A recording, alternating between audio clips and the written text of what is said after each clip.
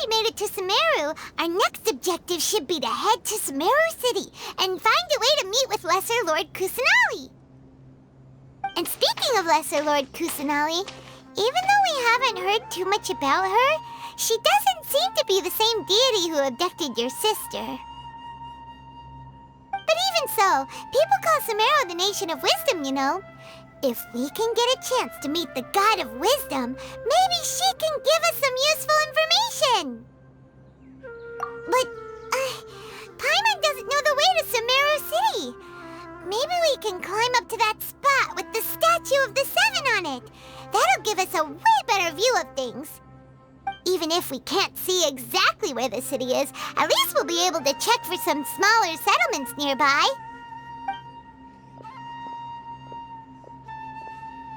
Wait a second. Look! There's someone up ahead!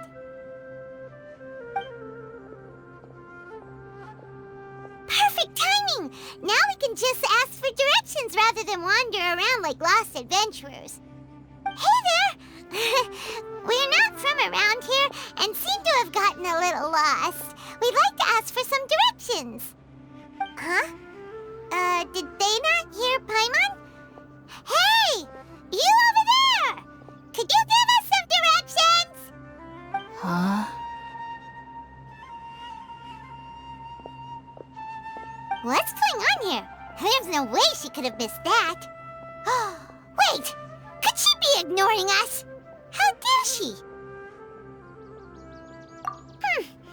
Well, even so, she might be heading someplace where we could find other people to ask. Let's keep our distance and follow her. When we get the chance, we'll just ask someone else for directions.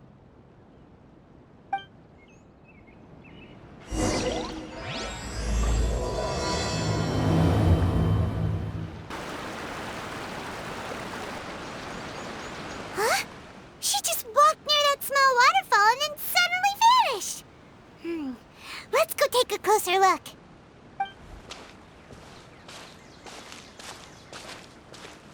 Paimon thought this cave would lead to a village or something, but, it looks like that's not the case. Look, she's sitting over there. Wait, she couldn't possibly be living here, could she? What should we do now? Do we try asking her for directions again? It looks like she's meditating or something. If we bother her now, she probably wouldn't let us off very lightly.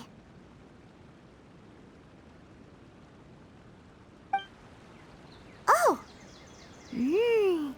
What a lovely smell! It's coming from that sensor over there. This is definitely not your typical place to call home, but at least it smells nice. Maybe living here wouldn't be too bad after all.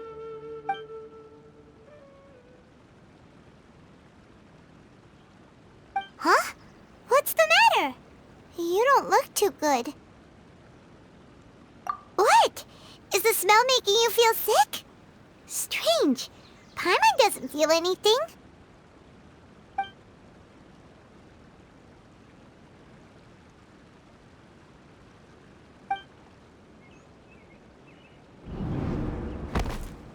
What's happening?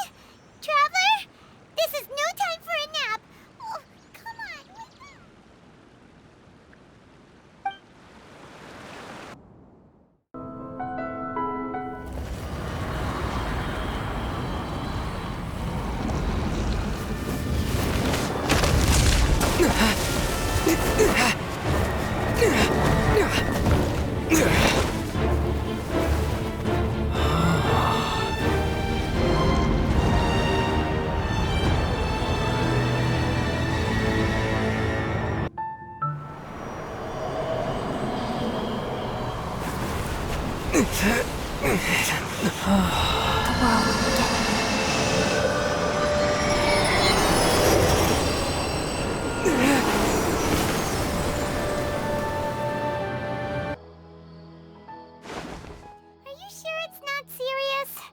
Traveler's been out for a long time now.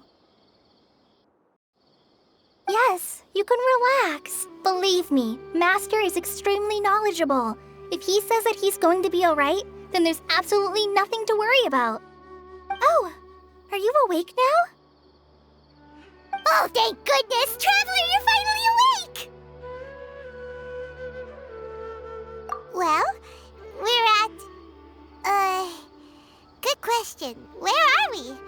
Haima was in such a panic when you passed out that she even forgot to ask what place this is. This is Gandharvaville. It was originally built by scholars from Sumeru as a place to rest in the rainforest. Now it's mainly used by the forest rangers as a base of operations. My name is Kale. I'm a trainee forest ranger. My master and I found you passed out during our patrol, so we brought you here. Oh, no thanks are necessary. I didn't do anything really. By the way, how are you feeling now? Any discomfort? Oh, that's Master's herbal medicine you're tasting. He gave you some while you were unconscious. Before I forget, Master mentioned you should take more medicine once you wake up.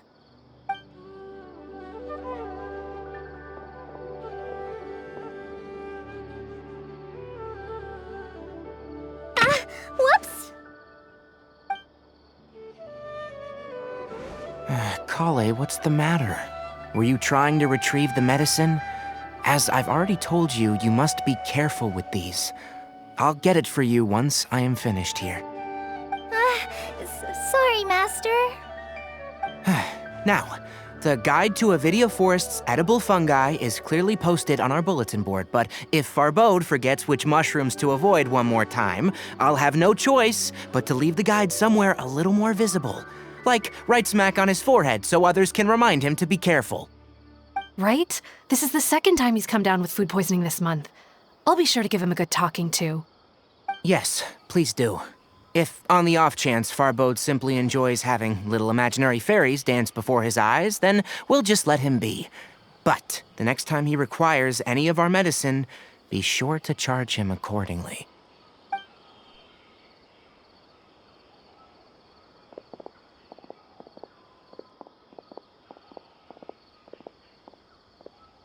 So, how are you doing? Feeling better? Oh, this is my master, Forest Watcher Tainari. He is chief officer over all the rangers here in Gandharvaville. I already informed Paimon about the reason you fell unconscious earlier. But now that you're awake, let me explain it for you as well. It is common practice for Sumeru scholars of certain darshans to dedicate themselves to training in meditation in isolated areas, particularly the nearby forests. While meditating, they use a certain incense known as Spirit Borneal to help calm their minds as they enter a state of deep rumination. In hopes of asking directions, you two followed a scholar named Hypatia into her cave. The incense you smelled inside was the Spirit Borneal I just mentioned. That incense typically has no effect on most people, but for a very select few, it can have profound effects on one's cognition, as you experienced firsthand. Does that make sense? Very good. Now, answer me this. Did you feel anything after passing out? Say, any out-of-body experiences, or did you see anything while unconscious?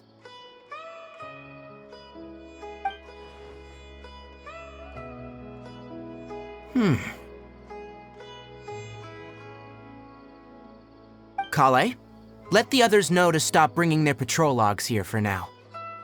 Huh? Why? Because these two will be staying here for the next few days. They can have my room and I'll bunk with Amir. Now get a move on and be sure to do as I've said. Yes, Master Tainari.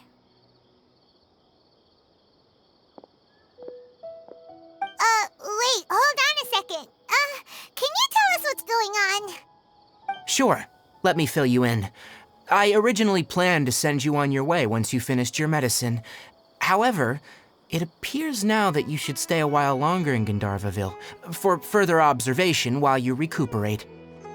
Further observation? No need to be hasty. As long as you have the capacity to judge between right and wrong, I promise that you'll understand the gravity of the situation once I explain everything to you. Based on what you saw after smelling the incense and losing consciousness, we can conclude that you experienced a powerful hallucination, which suggests your mental state is not in the best of shape. If you're skeptical, have a whiff of this. Whoa, are you okay? You're experiencing a similar sensation as when you passed out, aren't you? So even though your condition is stable as of now, if I were to haphazardly let you leave, it's highly likely that you'd suddenly pass out again somewhere else. The rainforest is home to many fierce animals and hazardous areas. If something were to happen to you again, I'm afraid you might not be so lucky. For now, I suggest you continue taking your medicine each day and avoid wandering off on your own, at least until you stop having adverse reactions to this kind of smell. Okay? Good. Now, continue resting while I fire up another bowl of medicine for you. Seriously? We just arrived in Sumeru and we're already having problems left and right! Paimon knows we're set on meeting Lesser Lord Kusanali as soon as possible, but you really don't look too good. It'd probably be best to let you recover first. Hey! Are you even listening to Paimon? Paimon's over here worrying about you, you know! What's weird? You mean how you're feeling now? You mean the vision of tree roots and red skies you saw? But if those weren't hallucinations, what could they be?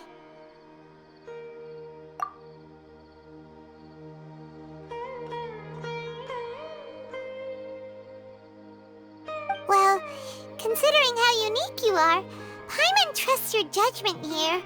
But why didn't you say anything about it to Tighnari?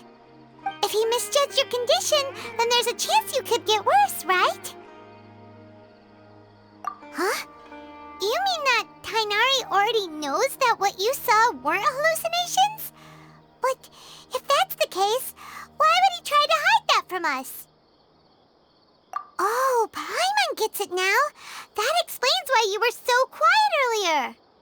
Well, that settles it then. We'll stay here to rest up and figure out what's going on with your hallucinations. But it seems like asking Tighnari might not be an option anymore. What do you think we should do? Good idea. Kale's pretty friendly. We can ask her tomorrow about what she knows regarding the Dendro Archon and customs in Sumeru.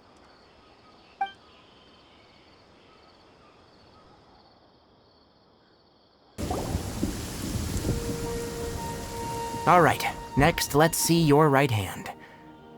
Not bad. But please remember that you still need to be careful, understand? Yes, I will. By the way, Master, I still haven't received the patrol route for today. Look, Kale, today's patrol will be a long one, so you won't be coming along this time. Besides, there's a chance we may encounter... well, you understand. But I have a vision too! Am I useless to everyone now? Don't talk like that, Kale. This is not something you need to be worrying about right now. Ah, there you are. Feeling any better? Yeah, since we'll be staying here for now, we thought we might as well try lending a hand around here. Seems you're not the type to sit back and take it easy for a while, huh? In that case, perhaps Kale could take you two for a patrol south of Gandharvaville for the day. And if you're feeling up to it, you can be responsible for cleaning the Statue of the Seven. Tighnari, we're ready to head out. Got it! I'll be right there! All right, we'll be heading into the forest now. I'll leave any further details to Kale. Yes, you can count on me. So, Kale, what exactly are we going to be doing today? Tighnari mentioned cleaning the statue just now, but, that doesn't really sound like the job for a ranger. Well, a forest ranger's responsibilities can be pretty diverse. They handle a variety of tasks, like checking the condition of outlying roads, maintaining forest facilities, ensuring fire prevention standards are met, and providing assistance to travelers and locals. As for Master, well, he has to handle more dangerous areas of the rainforest. Today we can perform routine checks on the pathway lamps as we make our way to the Statue of the Seven.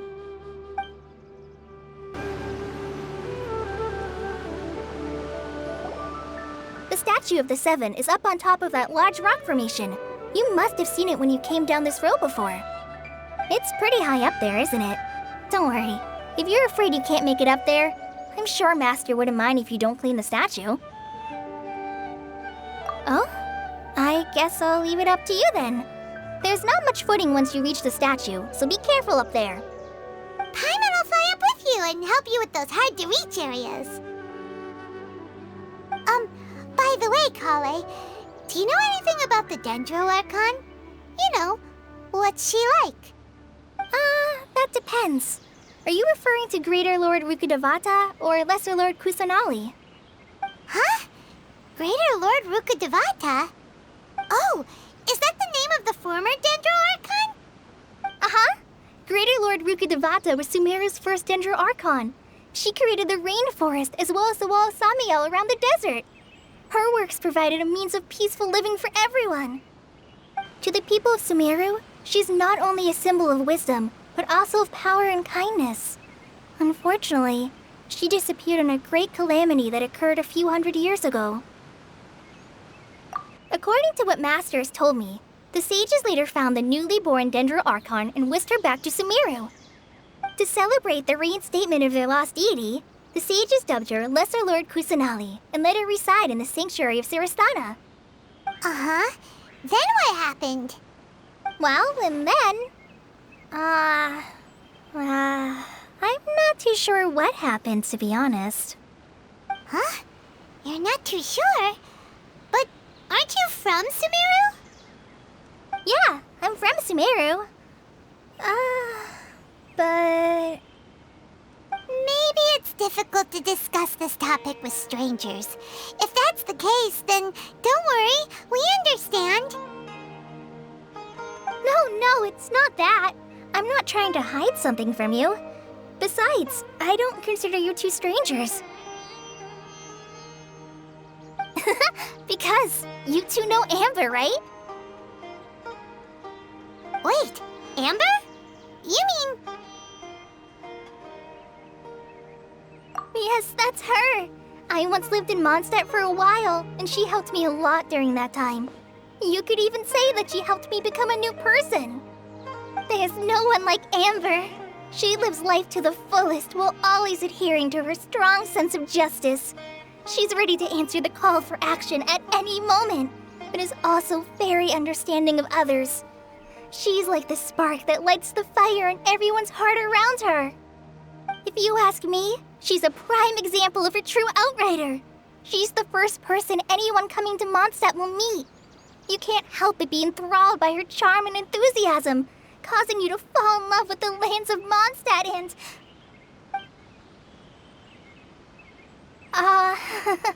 sorry.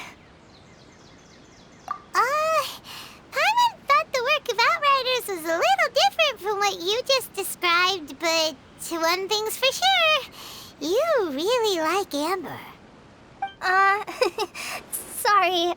I was rambling on just now. It must have sounded kind of weird. It's alright, Kale. Knowing that you're a friend of Amber somehow makes Paimon suddenly feel a lot closer to you. So, how do you know that we've met Amber?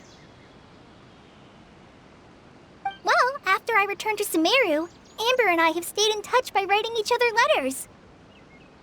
In one letter, she mentioned that Mondstadt was attacked by a fearsome dragon, but the city was saved by a mysterious blonde traveler and their floating companion.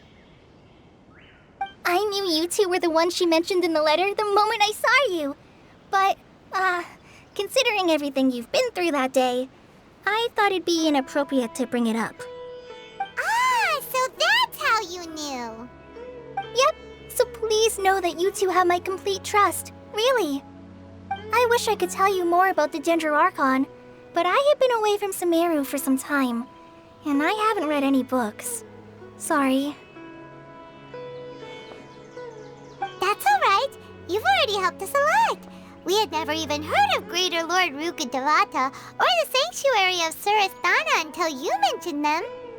Oh, I'm happy that was helpful. There is one thing I want to ask, though. Why do you two want to know about the Dendrarchon?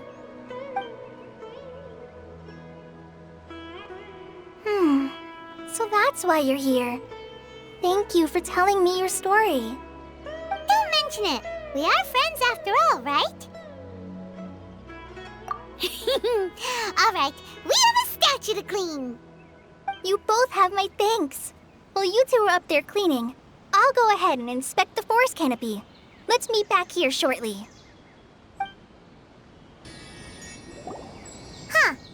Now that Paimon looks at it, the deity that's carved on the statue is kinda small. Do you think she's supposed to be Greater Lord Rukkhadevata or Lesser Lord Kusanali? The name does seem to fit the statue somehow. Well, anyway, we'll have to figure that out later. Let's get started on cleaning the statue. Paimon will fly up and take care of the top, and you clean everything below.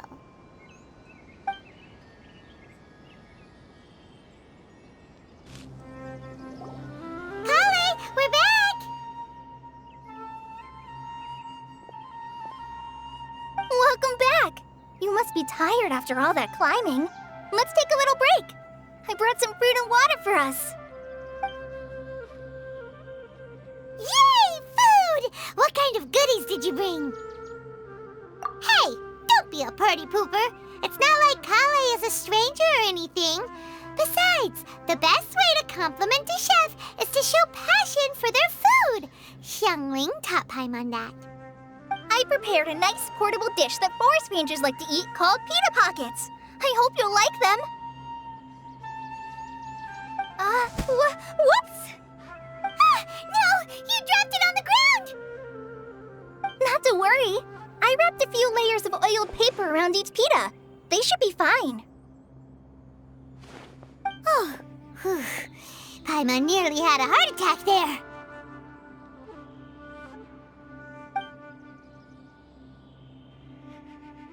Those pitas are amazing! You're quite the cook, Kale. Thank goodness you wrapped them in paper. Paimon wouldn't have been able to sleep at night knowing something so tasty had been wasted. You really know how to compliment the chef, Paimon. Since you liked it so much, I'll be sure to give you a copy of the recipe sometime. I'll even include all my personal cooking pointers, so you'll be making your own pita pockets in no time. Yay! Thanks, Kale! It's hard to believe someone as diligent as you could have clumsy moments, too. Oh, I guess it happens from time to time. So, Kale, don't you think that Tainari's a little too strict with you? He won't let you touch anything without his permission. Paimon knocks stuff over all the time flying around the Traveler, but he's never said anything. Everyone has their clumsy moments. No, you've got the wrong idea about Master. Sure, he may seem a bit harsh at first, but with some time, you'll see that he's actually very kind-hearted. I've heard the veteran rangers say that Master is from some ancient and mysterious race that is known for their cunning wit and reclusive nature, but Master is actually very kind at heart. Oh, by the way, you've heard of the Academia, right? Well, there's a group called,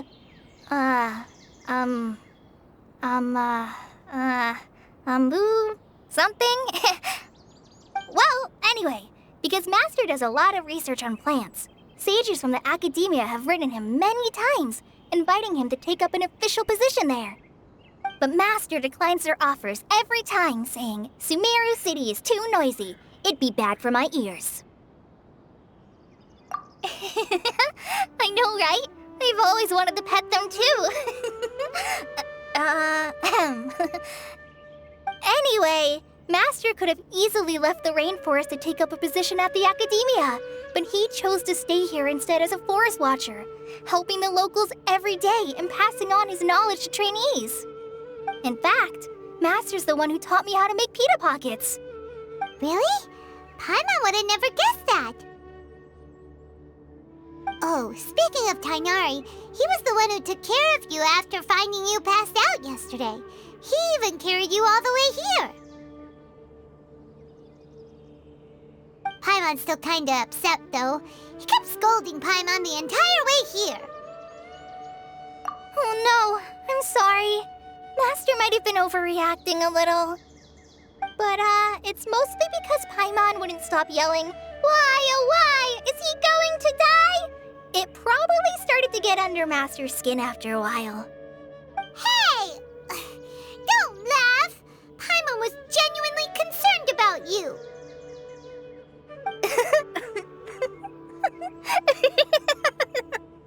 Hey! Now even Kale's starting to laugh. Ugh, that's it! Paimon won't forget this! It's time for some Paimonial wrath! No! Don't touch me!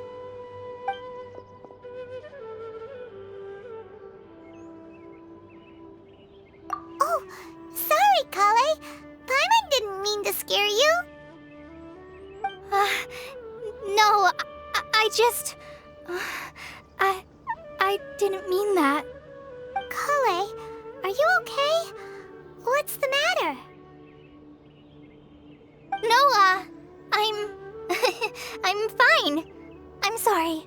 I must have startled you both reacting like that. Oh, well, it's getting late now. Let's hurry back to Gandharville. I think Master and the others should be back by now, too.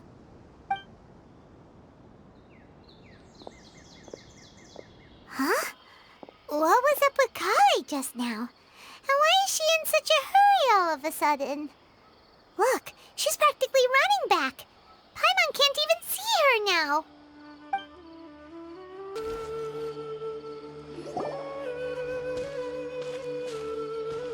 Ah, Traveler. You've returned. Yep, we're back. Have you seen Kale by any chance? Oh, Kale? Yes. I saw her go into her room just a moment ago. Oh, okay. Guess we'll just have to wait and talk to her tomorrow then.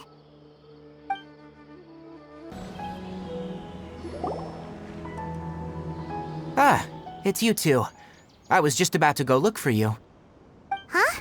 Tainari, what are you doing here? Where's Kale? I came to check on Kale's condition. To put it simply, she's not well. You mean she's sick? How could she be... Oh, wait a minute. Could it be because of what Paimon did yesterday? No need to worry. Something as small as you could never harm her. This sickness is something that Kale has been dealing with for some time. Kale has been more excited than usual since you two arrived. A little too much so, to be honest. She hasn't remembered to take care of herself. I suppose it's understandable, though.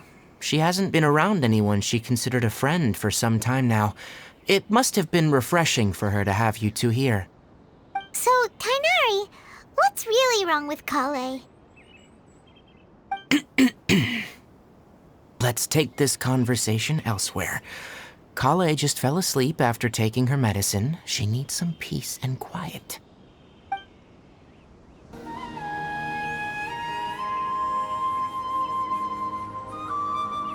All right, let's continue our conversation here, shall we? To be honest, I hadn't realized you were that honorary knight from Mondstadt until Kale told me just now.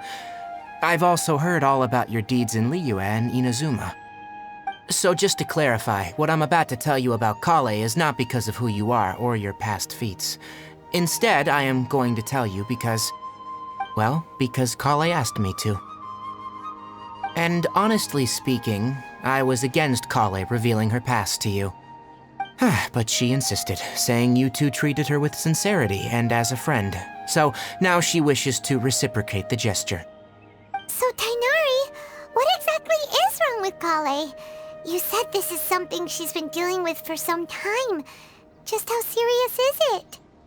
Right. Ever since she was a child, she's been afflicted with a disease called Elazar. Elazar? Yes. It's a disease unique to the lands of Sumeru.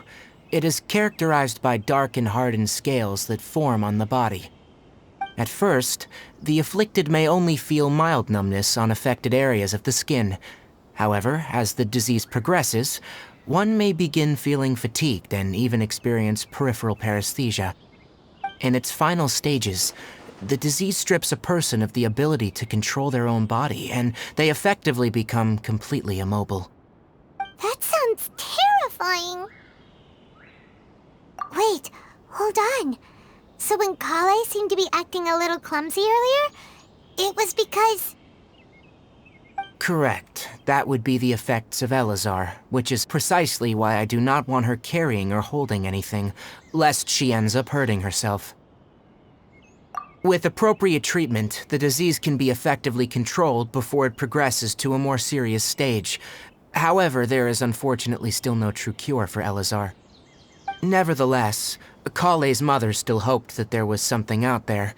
She handed Kale over to an organization known as the Fatui after one of their members lied and said they had a cure. What? The Fatui? Ah, it appears you already are familiar with them. That'll save me some explanation.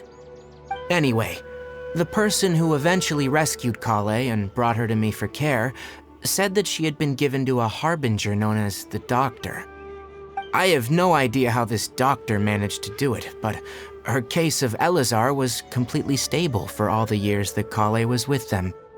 However, Kale's days with the Fatui were anything but pleasant.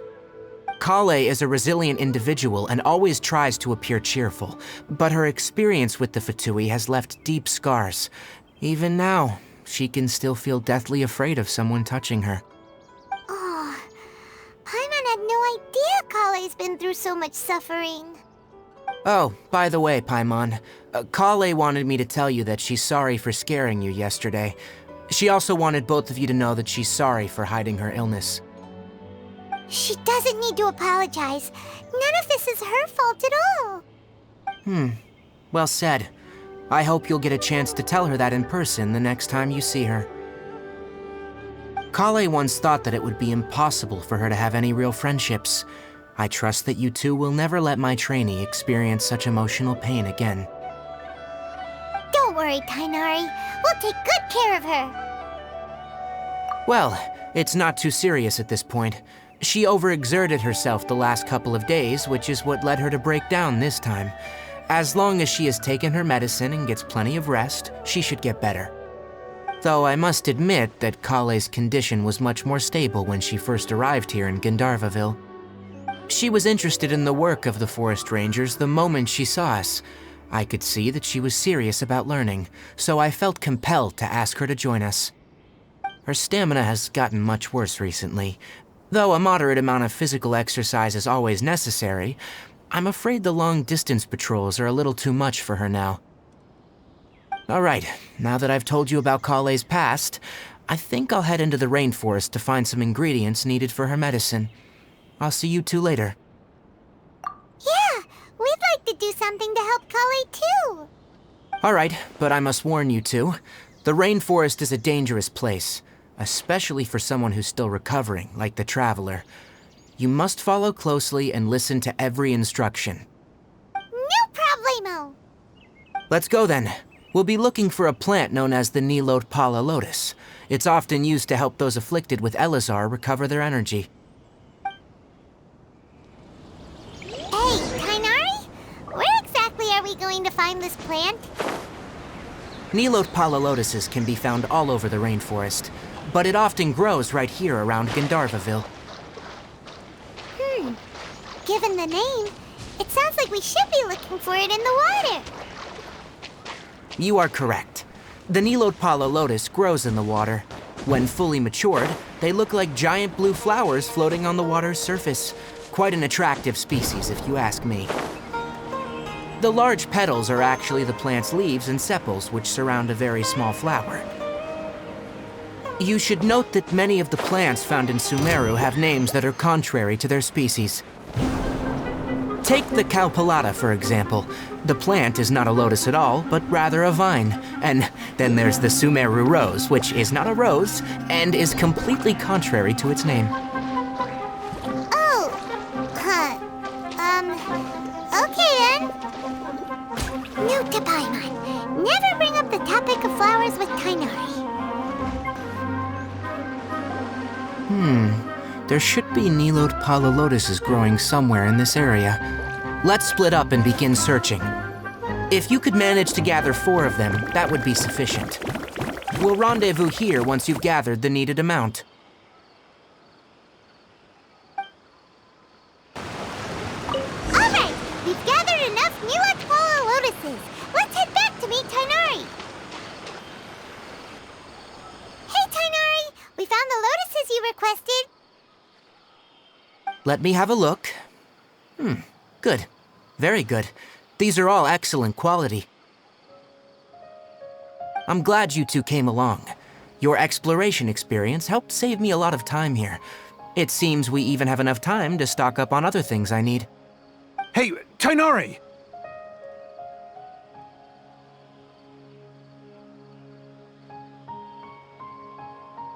Oh, Tainari, someone's calling your name. They're dressed like a forest ranger. Ah, yes, that's Amir and the others. But didn't they just set off not too long ago? What are they doing back so early? Let's go find out what's going on.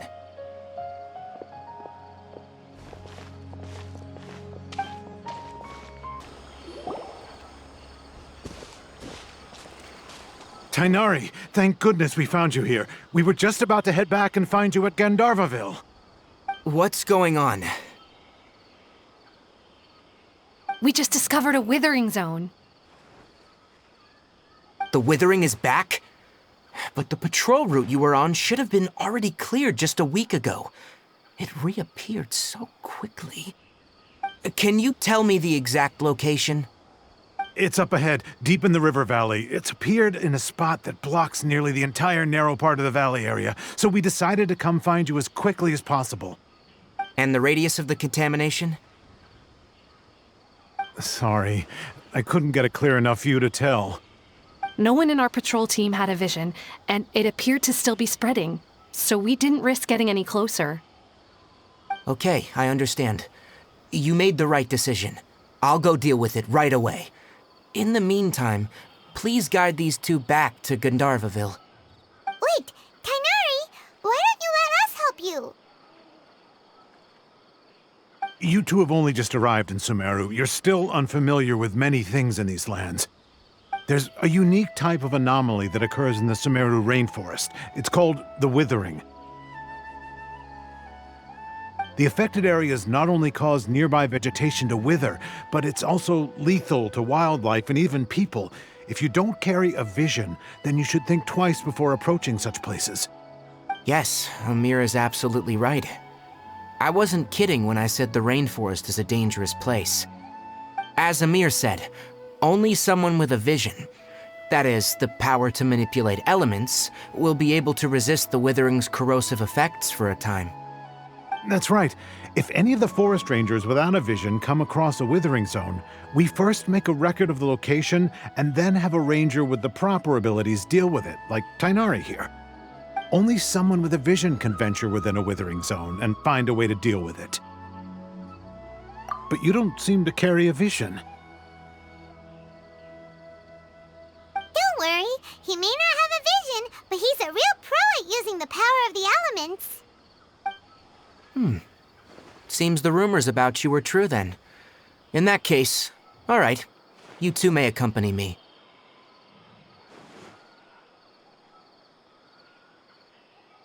We typically only teach visitors how to identify the withering as they're about to leave Gandharvaville.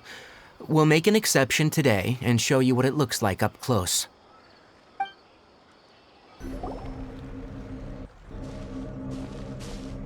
Stop. Don't move any further. Look there, in the distance. Huh? Where? Oh, look! Those plants have withered! That whole area is kinda gloomy. Even the air looks like it's filled with ash. Oh, Paimon doesn't like the look of this. That is the Withering. All right, Traveler. We're gonna have to enter that Withering zone. Once inside, we'll need to look for what we call tumors of the Withering. If we eliminate those, then the area will be saved. Thank you. But I must warn you, don't push yourself. This is your first time handling this sort of thing, after all. Even with elemental powers, once you step inside the Withering zone, you may experience extreme discomfort. If at any point it becomes too much, return outside the zone and take a breather. It could become a matter of life and death. You ready then? Let's go.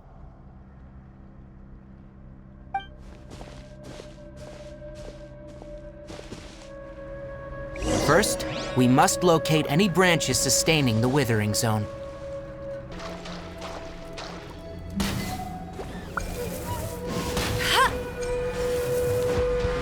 Great work. Now that all the branches have been cleared, we'll need to take care of the tumor. Now! Destroy the tumor of the Withering! We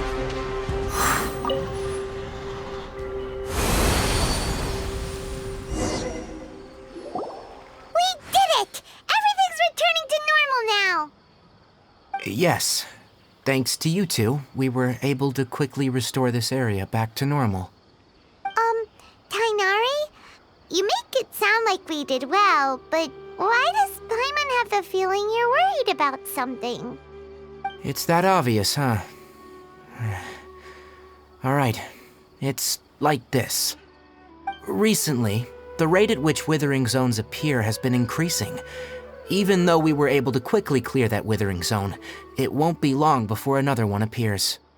If that simply meant more work for me, then that wouldn't be an issue. But it's far more severe than that.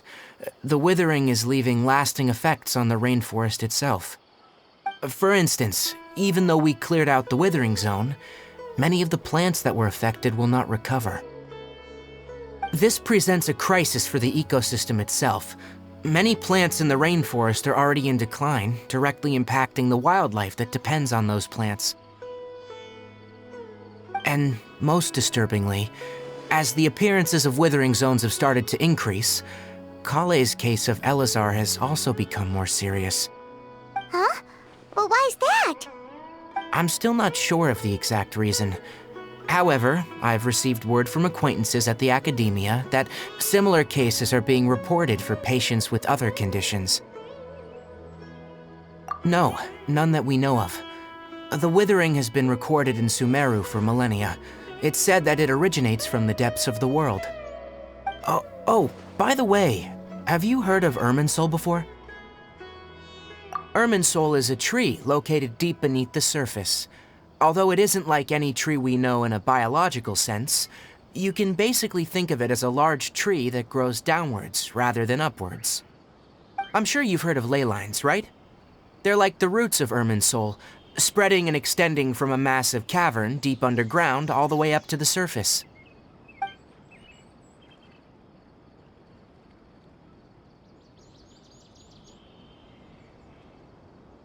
Ley lines continually absorb the memories of this world, which are then funneled into Irminsul, allowing it to collect knowledge and wisdom from ancient times to present day. The Dendro Archon is known as the God of Wisdom because her consciousness is directly connected to it. It is also said that the Dendro Archon's power is a manifestation of Irminsul. And as for the Withering, its emergence is related to a disease that's affecting it. That's right. My ancestors learned of this from Greater Lord Rukkhadevata's familiars a long time ago, but even those mysterious creatures did not know of a cure for Irminsul. I'm afraid we Rangers will be battling the Withering zones here for a long time, until a cure is found. Alright, that's enough on this topic for the time being. Now that we've taken care of things here, it's time for us to head back to Gandharvaville. Oh, Tainari, you all made it back. How did it go? The Withering zone you reported has been taken care of. No need to worry. Huh? Wait, is that? Oh no, Hypatia!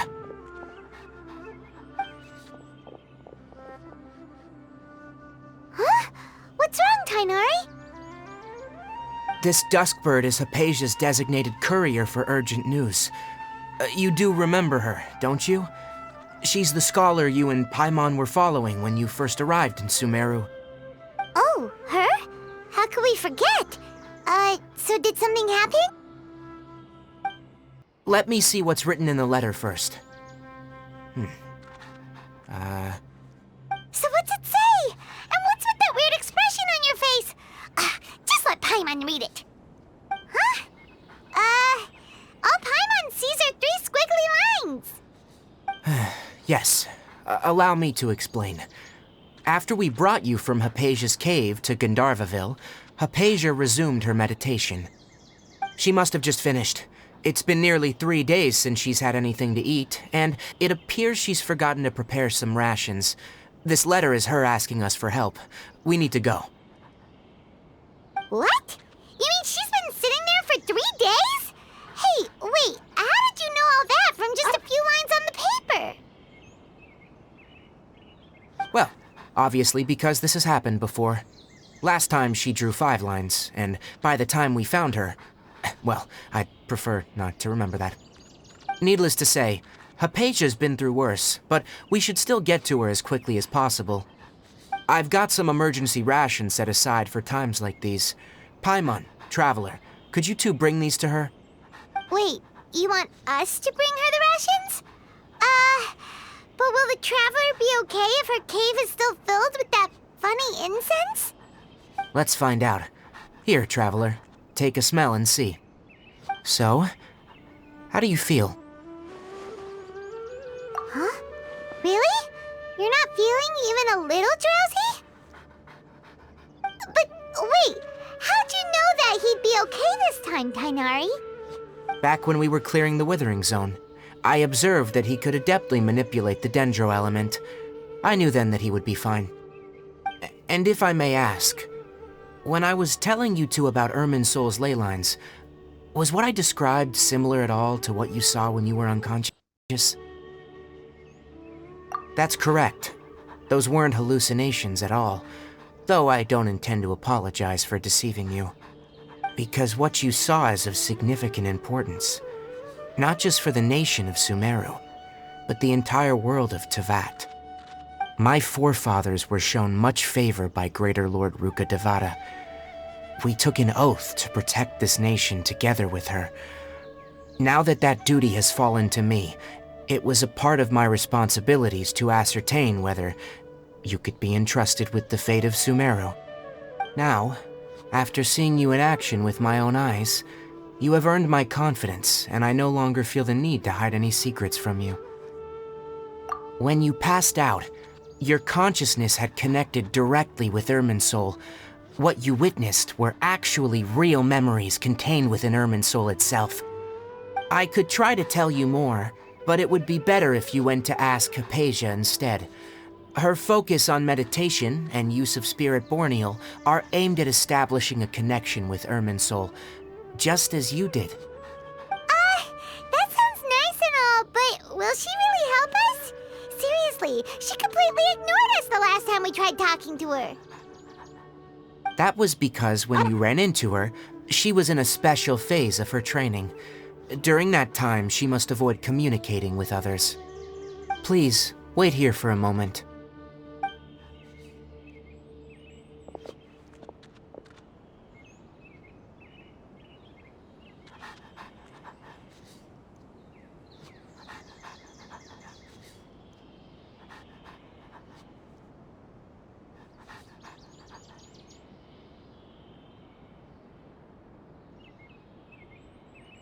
Here, take these. It's a meal I packed for Hypatia, as well as some other ingredients. I'm sure it'll come in handy. Also, here's a letter that I would like you to give to her. Just show it to her, and she'll answer any questions you may have.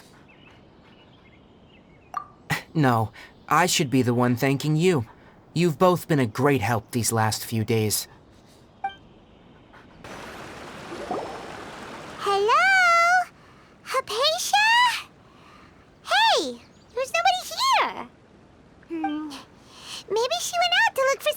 food.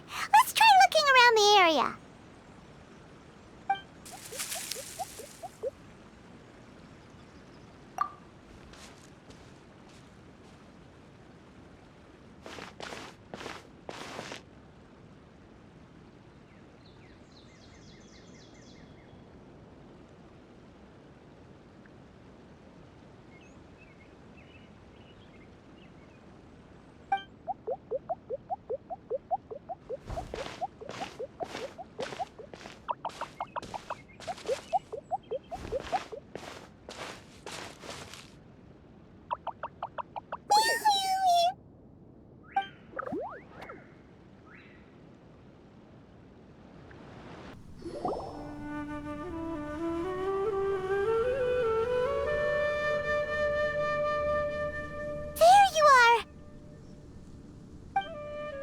Are you alright?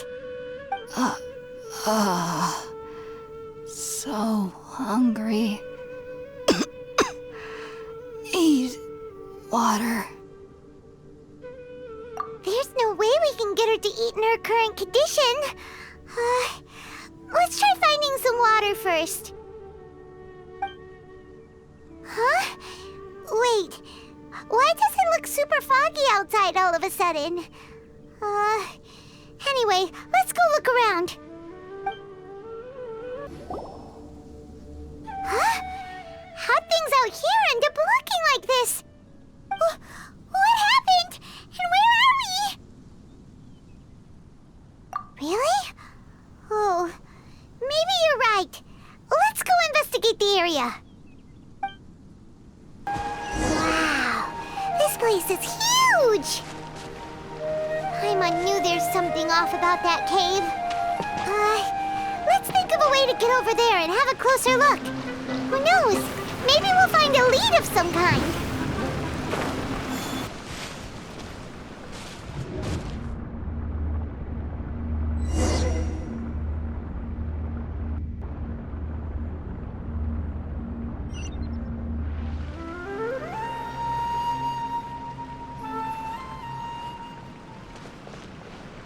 Huh? What happened just now? Why'd everything around us suddenly change?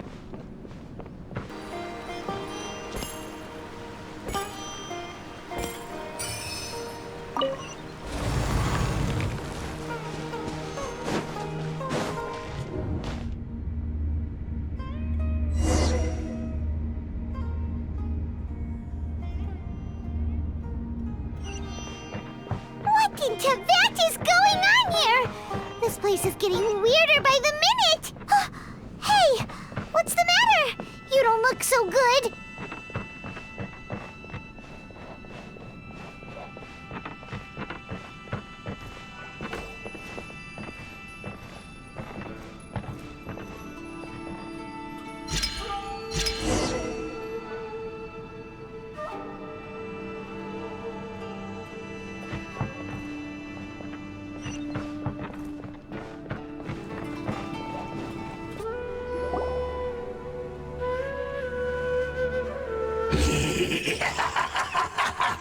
Well. Looks like we meet again, traveler. The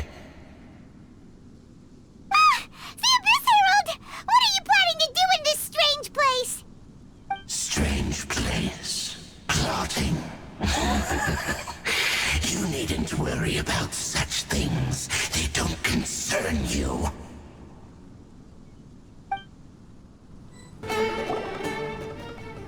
Huh? Why can't we beat this guy? Oh, Paimon doesn't get it! We faced others like him before! What's wrong this time? Traveler, though you may have managed to avert countless crises before, your good fortune was bound to end sooner or later. It's time you realize how weak and powerless you really are. Your sister. Oh, pitiful traveler. Are you really so ignorant? Or are you just living in complete denial?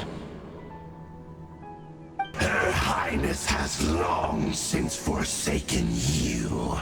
Your meager existence in her eyes is that of an annoying bug, only to be stepped upon. The bonds of love and family which drive you to find your sibling are utterly gone. Your journey is meaningless. But don't you fret now. Today will be your last. Now die!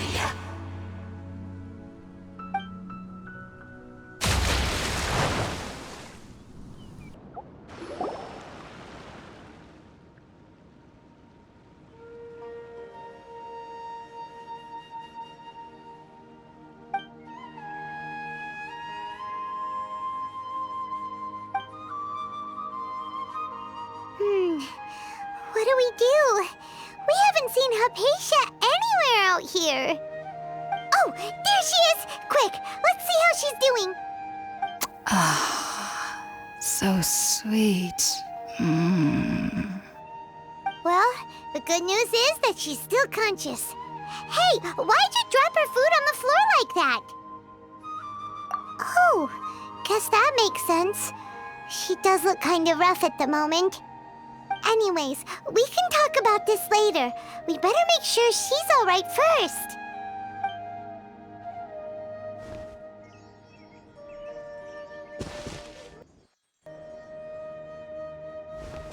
Whoa! Wait a sec. Look at all this fruit lying around her. We can put that to good use.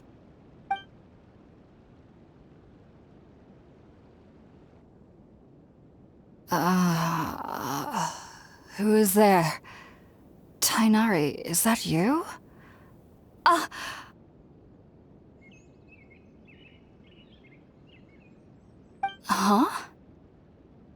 It's okay. You can relax, Hypatia. Tainari sent us here to bring you some food and water. Here, we have a letter that he asked us to give you.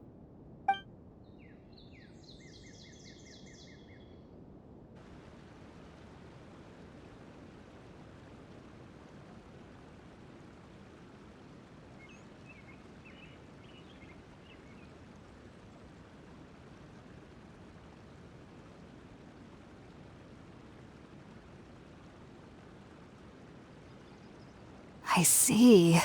So, you're friends of Tainari. I apologize for all the trouble I've caused you. I'm grateful that you came so quickly to save me.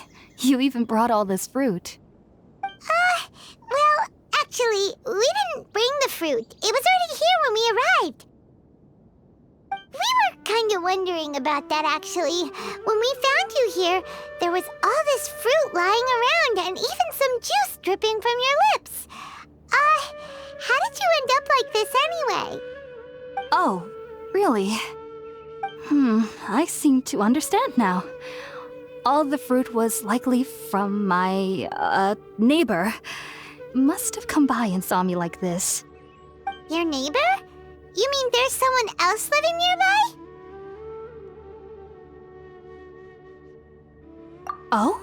So you're able to see them too?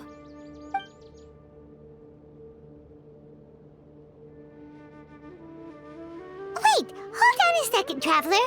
You say that before we arrived, you saw some mysterious creature and suddenly had a strange dream? Isn't that a little too crazy to believe? No, I actually do believe what the Traveler is saying. I myself had a similar experience once before and ended up scaring my timid little neighbor here. You needn't worry. They mean you no harm. They only dragged you into the dream because they hoped to buy themselves a little time in order to scurry away. So, Hypatia, just what kind of creature is your neighbor exactly? I'm not sure what it's called, to be honest. But I do know that they have some sort of deeper connection with the Dendro Archon. I know this because the first time I saw them was also the exact day my consciousness was able to form a connection with Irminsul. Even after I opened my eyes and stopped meditating, my heart was still pounding, and my mind was racing with all the knowledge that I had touched. And at that very moment, I suddenly noticed a small figure at the opening of the cave. In my curiosity, I began to walk over to the creature. They must have already been used to me living in the cave, because they didn't seem to mind me approaching them.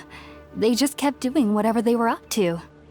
It wasn't until I crouched down next to them that they suddenly realized that I could see them. Oh! And then? And then I had a dream. By the time I came to, they were nowhere to be seen. I was convinced they'd never show up again. But sure enough, I saw them nearby a few days later. And they weren't alone. I feel like they aren't as afraid of me as the first time I approached them. But I never would have expected them to save me. Yes, no doubt about that. By the way, Tighnari mentioned in his letter that you had questions for me regarding Irminsul.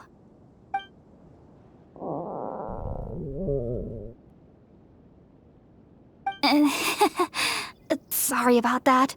Sounds like just drinking juice still isn't quite enough for my stomach. Well, if somebody hadn't dropped the food earlier... Anyway, looks like we'll need to prepare something ourselves. Besides, Paimon's getting hungry too. Let's eat first and talk about Irminsul later. All right, we're up, Traveler. Today's menu will feature sweet madame and a radish veggie soup. You'll love them, Hypatia. They're our specialties after all. Sounds good. I've never tried any dishes from other nations before. I certainly look forward to it. It's been so long since I've had a decent meal, too. To be honest, the last time had to be when Tighnari came to visit. All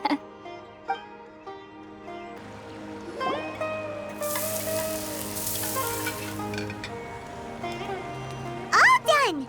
Let's use the empty box that Tighnari gave us since we already washed it. Oh, it smells amazing! And the box is a nice touch, too! Let's go serve this up and start eating with Hypatia! Are you already finished cooking? Smells delectable. I'm truly thankful whenever I can enjoy a proper meal like this. Cooking really isn't my forte.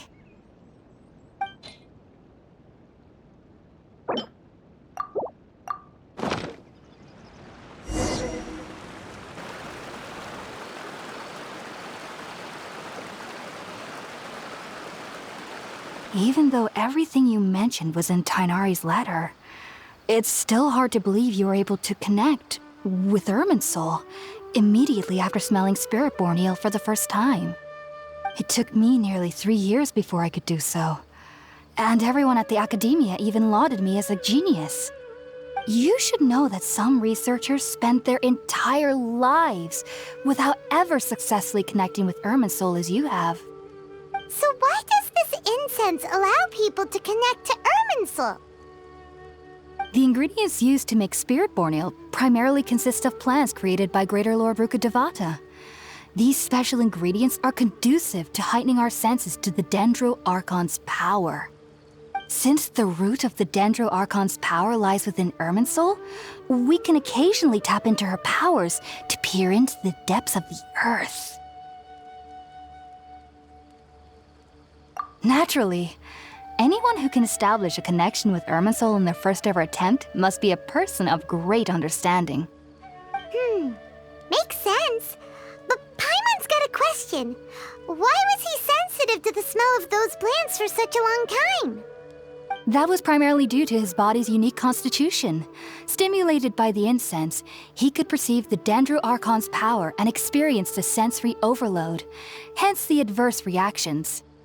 Taking in any scent similar to the ingredients of Spirit-born eel would cause adverse effects. Not to worry, though. It appears you've already fully recovered. Technically, your body should still be sensitive to the powers of the Dendro Archon, but unless you're using intentional meditation techniques, the scent of Spirit-born eel should no longer trigger such reactions. Whew. Well, that's a relief. I must admit, I am quite envious of your abilities. Even if it meant suffering from pounding headaches for the rest of my life, I'd consider it worthwhile so long as I could connect with Irminsul at will. Whoa, you're really serious about this whole thing, aren't you? I am a researcher after all. As a member of the Ritaoist Darshan at the Academia, my main area of research is the stars and their connection to the fate of living beings. But there is still so much we don't know, especially regarding the mysteries that lie in the starry skies. Which is why I must turn to the all-knowing Irminsul for answers. If only my perception wasn't so limited. Unfortunately, I cannot guarantee that my every attempt to attune with Irminsul will be successful, or that doing so will leave my consciousness intact. I am currently in the stage of training known as Satyavada life. Many researchers in Sumeru have lost their minds while seeking to attune with Irminsul during this stage. Sages have said that Irminsul contains divine knowledge, and touching such knowledge without the proper preparations and abilities will only lead to one's mind caving in on itself. That's why we meditate alone. We need to ensure that our minds will be calm while minimizing the possibility of involving anyone else. Whoa, so knowledge from Irminsul could be super dangerous. Don't you ever feel afraid of the risk, Hypatia? Of course I do. Especially during nights that are pitch black with no moonlight, and dead silent without even the sound of insects. However, I've been feeling better as of late. I don't get as scared anymore knowing that I have a little neighbor living nearby. I believe that being able to see them is a sort of blessing from the Dendro Archon. But what's strangest of all is that they're clearly an envoy of the God of Wisdom herself, and they have the curious power to make people dream. What's so strange about that? It doesn't sound so out of place for a divine being, does it? Well, it's strange because nearly nobody in Sumeru can ever dream. Huh. Is that true? Yes, well, to an extent. Only children can dream in Sumeru. Adults, however, never do. The sages say that wisdom implies rationality, but that which occurs in dreams is often neither rational nor logical. Yes, if one struggles with anxieties, those emotions could influence their dreams. The fact that the people of Sumeru do not have dreams is seen as a blessing by the sages. They believe that Greater Lord Rukkhadevata, the god of wisdom, is keeping us away from the foolish delusions you encounter in your sleep. I was born into a family of scholars in Sumeru City. Ever since I was a child, my parents would always tell me that I'll know I've grown up once I stop dreaming. I studied hard, enrolled as a student in the Academia, and went on to become a researcher. Sure enough, I never dreamed again. But then, on the day I scared the little Aranara, I suddenly saw a dream again. It was incredible. Though I don't exactly remember what I saw, I clearly recall the feeling. I suddenly felt like I was a child again. Back then, I was foolish and ignorant as any youth would be, but I was free of fear. Maybe dreaming isn't as bad as we've made it out to be. Just be sure not to speak of this if you travel to Sumeru City. They'll look at you as if you've lost your mind. So, do you have any thoughts about the things he saw when he connected with Irminsul? Sorry. I'm afraid I don't have any answers as of now. All I can say is that what you saw is a memory contained within Irminsul itself. World forget me. What could that possibly mean? If only I could ascend past Satyavada life and begin Paripurna life, I might have some more answers for you. If you two are ever in the area again, please be sure to come and see me. There's no need to be thanking me. You two are my saviors. Besides, I'm already looking forward to tasting some more of your cooking.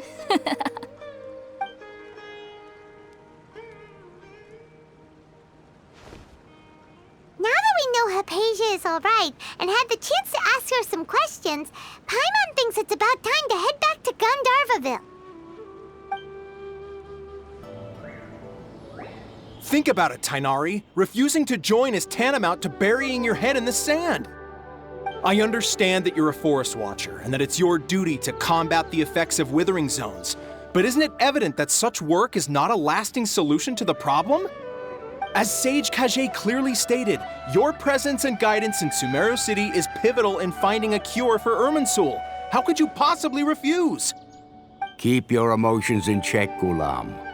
Let's at least listen to Tainari's reason for declining. We're here to invite him to the Academia, not to cause a scene.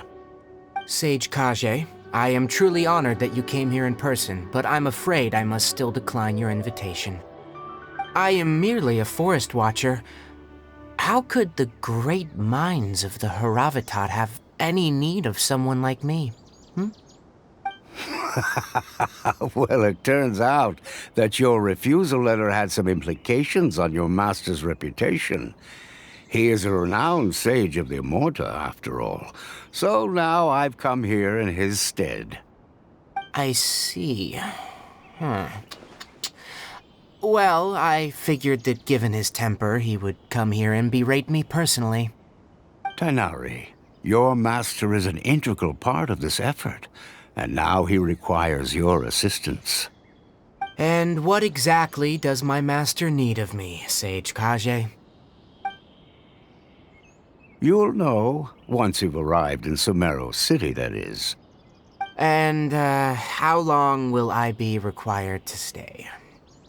There's no definite answer as of now.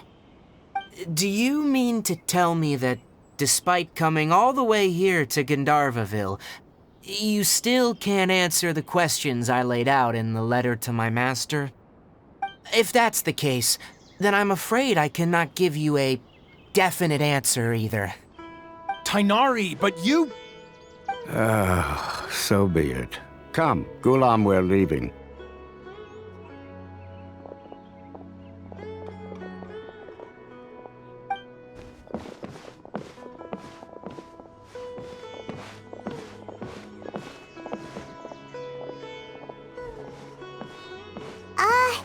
Tainari, what was that all about? It's nothing. Some people from the Academia wanted me to go to Sumeru City to assist them with a project, but I had to refuse on account of all my responsibilities here. But all that can wait. How did things go with Hypatia? It was quite the eventful trip, but the main thing is that she's safe and sound. She answered a bunch of questions for us, too. Very good. Now that the Traveler has made a full recovery, there shouldn't be any reason for you to tarry here longer. I assume you will be heading to Sumeru City, correct? That's right! We want to meet Lesser Lord Kusanali and ask her for advice. Do you have any idea on how we can find her? Sorry, I'm afraid I don't have any advice for you there. Well, do you at least know anyone we can try asking in Sumeru City? Let me think. My trips to Sumeru City have been fairly short, and most of my acquaintances are researchers. Oh, how about this? I'll write you a letter of introduction that you can give to a researcher I know. He's from the Amorta Darshan and is adept at gathering information. Asking him might prove worthwhile. Also, when you enter Sumeru City, you'll probably end up receiving something like this item here. I'm not sure if it will ever come in handy for you, but maybe you can give it a try. Oh? What is it?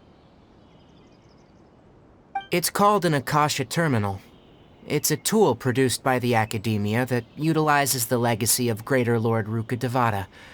Some say that this item is the very basis of Sumeru's reputation as the City of Wisdom. Needless to say, this device and its usage fall under the Academia's expertise, so I'll leave it to them to show you how to use it.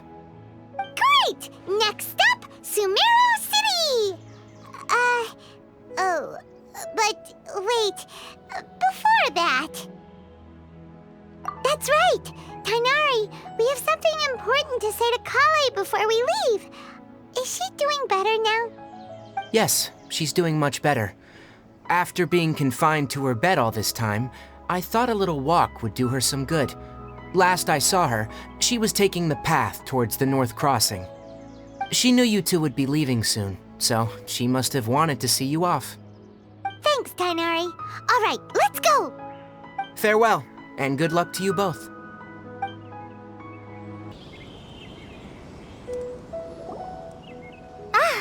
I've been waiting for you two.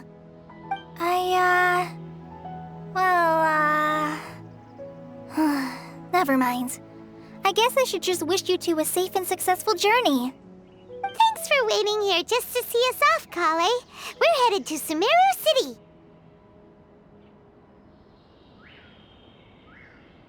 Don't worry about me. I can take care of myself. My condition won't be getting in the way of my duties. I want to be a forest ranger after all. It's up to me and the others to protect the rainforest here. And, I'm sorry. I should have told you both about my condition when we first met. I just wanted you two to treat me as a normal friend, not some girl that needs your sympathy. But I guess now I understand that the most important thing is for friends to be genuine with one another. There's no need to apologize, Kale. We should be thanking you for trusting us enough to be your friends and sharing your past with us. We're probably still gonna worry about your condition, but that's because we're friends and we care about you. Thank you. That means a lot. Before you leave, I have something for you. Oh? What is it? It's my recipe for pita pockets. I told you that I'd give you a copy, remember? My handwriting is a little, messy, so please don't laugh. Yay! Thanks, Kale. Now we can eat those scrumptious little pitas whenever and wherever we like. I hope that whenever you eat them, you'll both remember your time here in Gandharvaville. Well then, I, trainee Forest Ranger Kale, bid you both farewell. Please visit Gandharvaville again. The Rangers will always be ready to assist you here.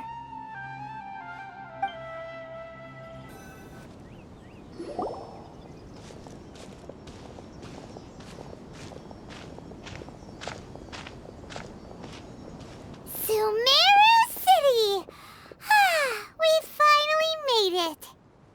Oh, did you see that? When those people entered the city, something on their heads lit up. One moment, please, you two. It appears this is your first time visiting Sumeru City. Oh, yeah, that's right. But how did you know that? Because there's currently no information on either of you in the Akasha. But no need to worry, that won't prevent you from entering the city. In fact, the Academia conveniently provides each traveler to Sumeru City with a device. Perhaps you two have heard of the Akasha before. It's our beloved Greater Lord Rukkhadevata's lasting legacy, a treasure trove of collected knowledge.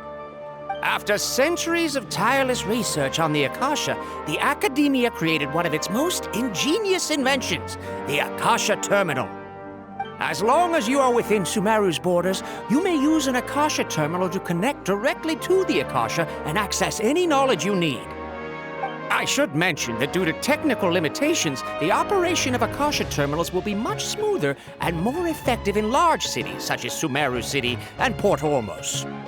Oh, so this is the thing that Tainari was telling us about. It sounds pretty amazing. You two are quite fortunate. Until recently, it was standard practice to only issue Akasha terminals to outlanders who spent an extended amount of time in Sumeru.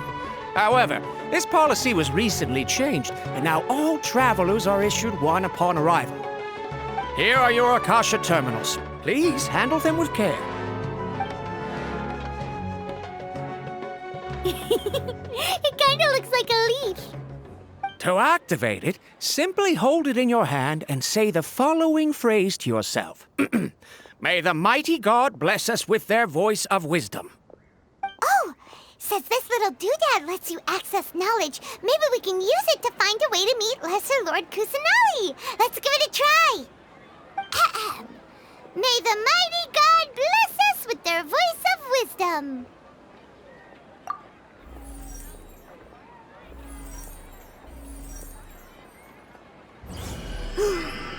Whoa! Just now, something clicked, and Paimon suddenly knew how to use this thing. It seems all we need to do is concentrate on what we want to know, and bam! You get it! Oh, that'll come in real handy. Exactly. That is the power of the Akasha. And with that, let me officially welcome you both to Sumeru City. May the wisdom of the Dendro Archon always be your guide. Okay, now that we're in, we can check the Akasha about Lesser Lord Kusanali. Let Paimon try. 500 years ago, the sages found a newly born deity from within some scorched ruins. The deity now resides in the sanctuary of Suristana. Seems pretty similar to what Kali was telling us. Okay, next, let's concentrate on asking how to meet her.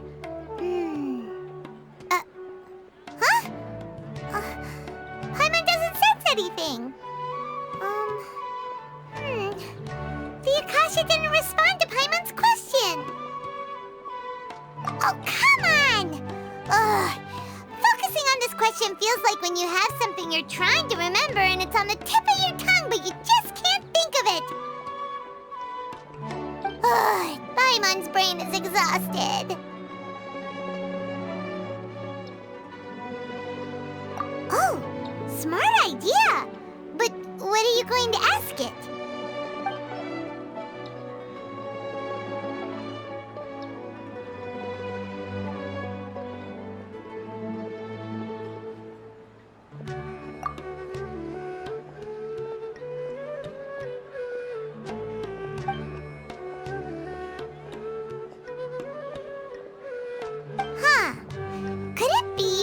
We're Outlanders, and we've only just arrived in Sumeru?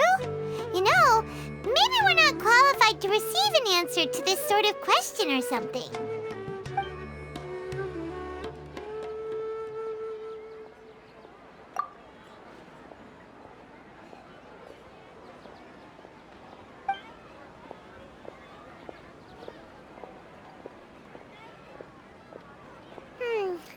You too? Well, glad it's not just Paimon.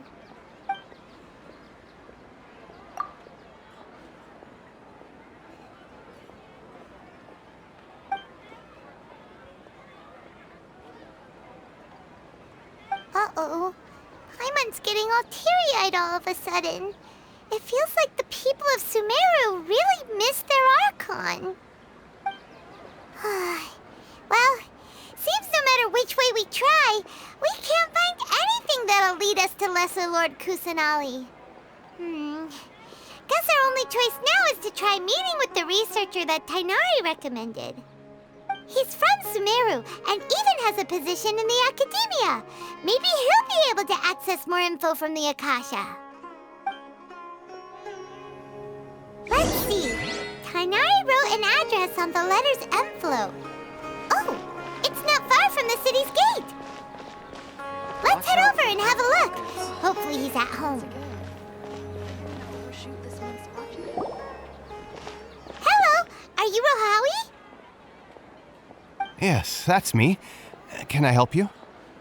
Great! You see, Tighnari sent us here and... What? Tighnari? Please, there's no need to say anything, really. Sure, I admit that the article I published last month wasn't my best work, and maybe the data didn't produce the most convincing results, but... Here! This is a letter from Tighnari! Oh, let me see... Oh! Ooh, what a relief. You two nearly scared the life out of me. So you two just have some questions for me? Seems even Tighnari acknowledges my innate ability for procuring information. So, what is it you two would like to know? We want to meet with Lesser Lord Kusanali. Do you know a way we can do that? You mean you want to meet the Dendro Archon herself? This isn't exactly my area of expertise, but let me see what I can find in the Akasha.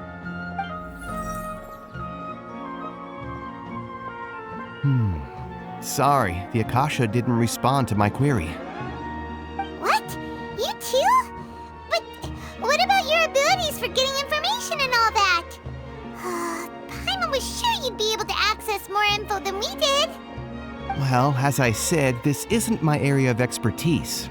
I am but a lowly researcher, so the Akasha doesn't see a need for me to know more about the Dendro Archon. All I know is that ever since Lesser Lord Kusanali returned to Sumeru, she's never left the sanctuary of Surasthana or made a public appearance. Huh. Didn't expect her to be such a mysterious figure. The Dendro Archon is somewhat of a recluse. Perhaps she just doesn't want to entertain visitors, which would explain the lack of information in the Akasha. Aw, but then what can we do? No need to worry just yet. I'm only hypothesizing here. You could certainly try asking around and see if anyone else has ideas. And besides, you two should consider the bright side of things. Not being able to see Lesser Lord Kusanali may not be a bad thing. In this world, there will always be information you cannot obtain from the Akasha and things you can never accomplish. Knowing when to yield is a form of wisdom. Take me, for example. It's a miracle if my brain cells can spit out one paper every 3 years. But Tainari? That guy can publish 3 papers in just a single year. Okay. Thanks for your advice. Don't mention it. If you two ever want information about things like who's been promoted within the academia or relations between the 6 great sages, come find me. Hey, come on! This is a survival skill at the academia.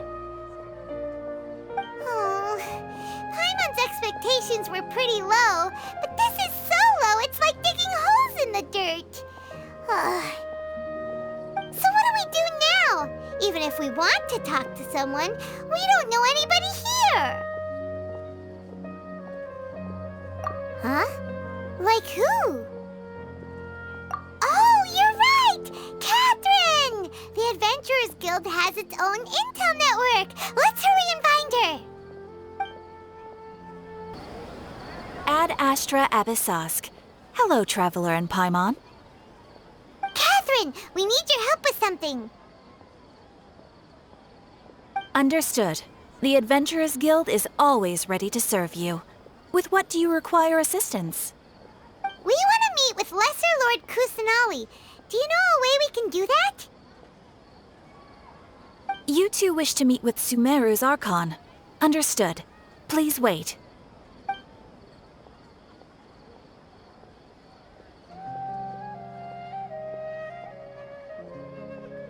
I apologize, but I am unable to call up any relevant information in the Akasha. I'm also unable to locate any pertinent information in my personal memory. Aww, another dead end. Well, if Catherine can't help us, then we really don't know anyone else to ask now. Please do not worry. I may know of someone who can help you two. In Sumeru, the Adventurers Guild does not serve as the vanguard of information. Rather, there are numerous active mercenary groups collectively known as the Eremites. They take on various contracts and work all across Sumeru, so they naturally accrue intelligence. An Eremite brigade called the Corps of 30 is in charge of Sumeru City's defenses.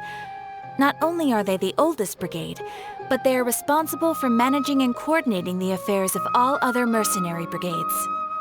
Corps of 30? What a weird name. Supposedly, they are named as such because their ranks numbered 30 at their inception. Asfant, an advisor with the Corps of 30, maintains good relations with the Adventurers Guild. Though he's already retired, he and his words carry great weight within mercenary circles. If you'd like to get in contact with him, you can find him at the Corps of 30's headquarters, the Citadel of Rexar. You're welcome. I wish you two the best of luck. We look forward to your exploits in Sumeru.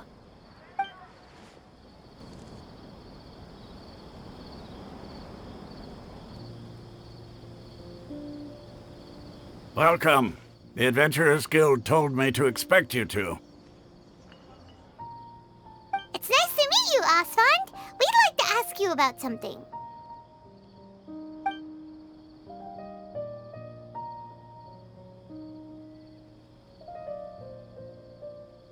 I see. So, Catherine's the one who sent you this way. Ha! It's true that the Eremites' network is vast, but even I can't help you meet the Dendro Archon. Seriously?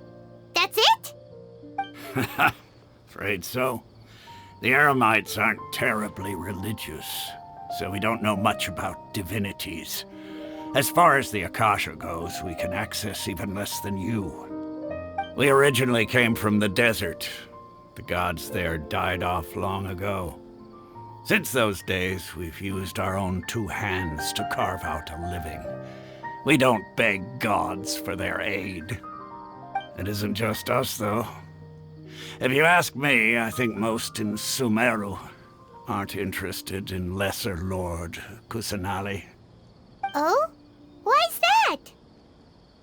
Just take the Academia, for example.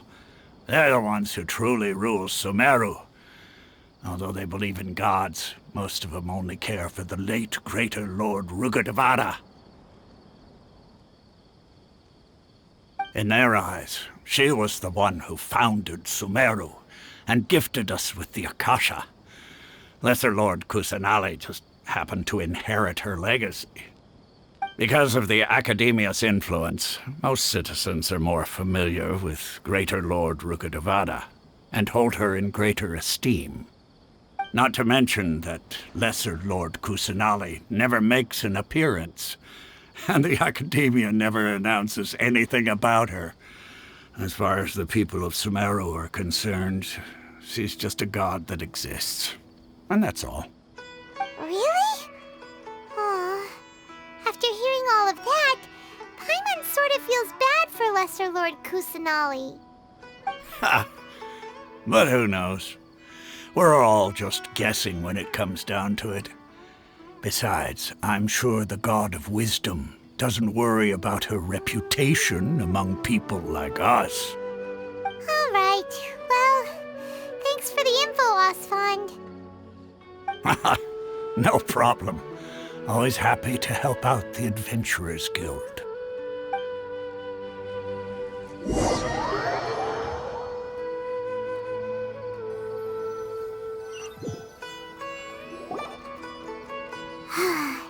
Seems Osfond was right about most people's attitudes here. Not only are they not interested in the Dendro Archon, they even say stuff like, if the Akasha doesn't think I should know, then I don't need to know about it. We've been asking for information non-stop ever since we got to Sumeru. But the harder we try, the more helpless everything seems. Isn't there at least one person in this entire city who cares about Lesser Lord Kusanali? Oh, you two are interested in Lesser Lord Kusanali? Huh? Who are you? From the sound of it, you two are Outlanders who recently arrived here.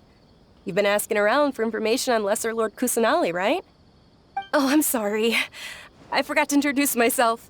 I'm Dunyarzad, one of Lesser Lord Kusanali's faithful followers. Whoa, really? Then do you know how we can meet with her? I'm afraid I can't help you with that. But your conversation earlier did happen to remind me of a legend about the Dendro Archon. Sure. It goes like this. Long, long ago, there was a man who heard a prophecy. It predicted that a great calamity was about to befall him. Panicked by what he heard, the man sought out the Dendro Archon in hopes that she would bless him with the wisdom to help him escape his predicament. The man journeyed across deserts and through rainforests and experienced tribulations of every kind. However, he still couldn't find any trace of the Dendro Archon. In despair, he thought, alas, the Archon has abandoned me. He then had no choice but to sorrowfully resign to his fate. Okay, and then what happened? And then, the calamity came. But to his own surprise, the man felt somehow emboldened by the trials of his journey. By relying on his own strength, he managed to overcome the adversity. At that moment, a bird perched upon his shoulder. This bird was, in fact, an avatar of the Dendro Archon.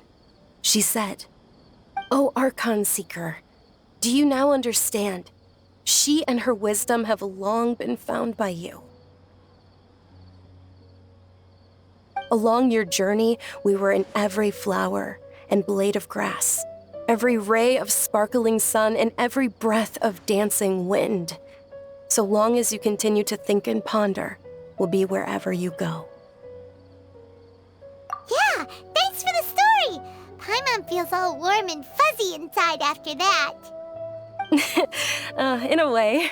It seems like this story is also one of the Dendro Archon's avatars. Dunyarzad, since you worship Lesser Lord Kusanali, can you tell us anything else about her?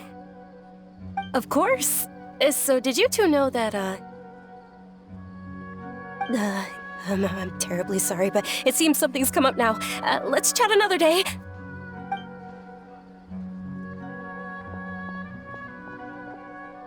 Hey, wait! What the heck just happened? It looks like they're searching for someone.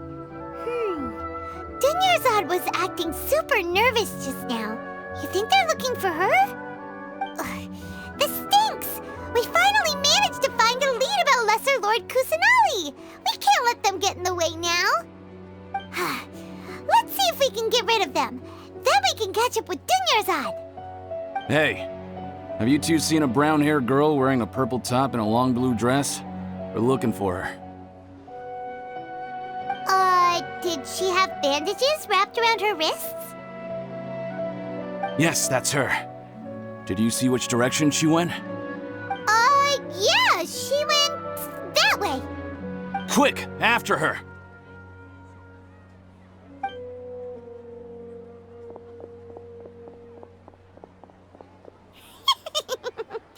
That should keep him busy for a while. Let's hurry and find Dunyarzad. There you are, Dunyarzad. We thought you might have been long gone by now. Oh, it's you two. Oh, you startled me there. You can relax now. We threw those people looking for you off the trail. Really? Thank you so much. Unfortunately, I believe there's still more of them out there looking for me. Uh-oh, looks like there's some coming this way. Huh? More of them? Then what are we standing here for? Run! No, wait, my body isn't in the best shape. It's difficult for me to run. Okay, sounds good. There's a tavern on the other side of the port we can go to. They probably wouldn't expect me to hide in a place like that. All right, let's move out. Stay behind us. We'll keep an eye out for anyone looking for you.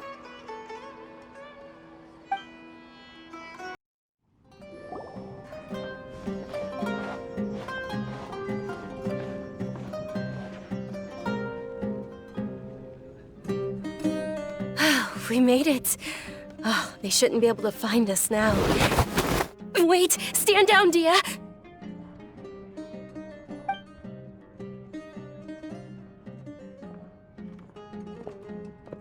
My lady, who are these two? They're travelers that I met on the street just a moment ago. They happened to notice that you were all searching for me, so they helped me hide. I see. In that case, you two should scram. There's nothing here for you. Wait a sec! Who the heck are you? And why are you shooing us away? I'm Miss Dunyarzad's bodyguard, here to see that she returns home safe and sound. My lady, let's get going. You've been gone for so long that your parents are worrying themselves sick. And if I refuse to go with you? It'd be easier for the both of us if you cooperated. But if you insist on not going, then I'll have to carry you like a sack of potatoes.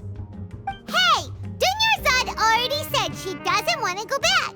Why are you still pushing her?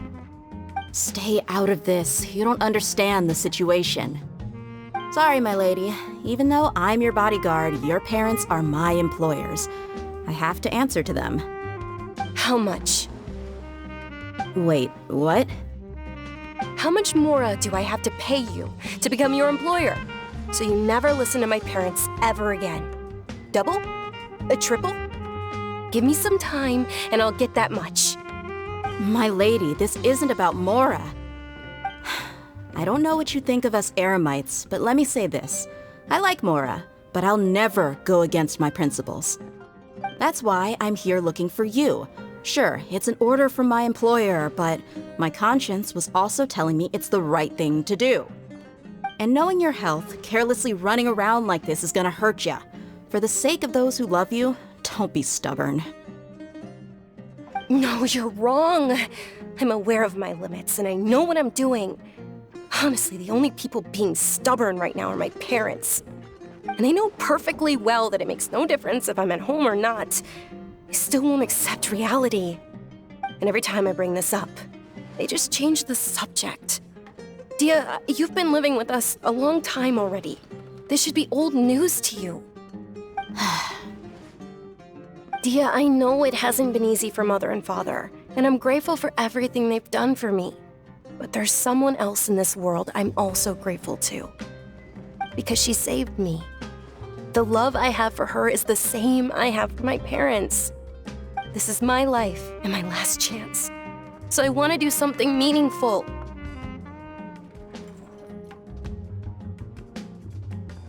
My lady, are you sure what you're doing now is meaningful? Yes, I'm sure. At least, it is to me. Fine, I won't ask you to return home anymore. But let me make something very clear. I'm only doing this because I respect your determination, not because I agree with you. Thank you, Dia.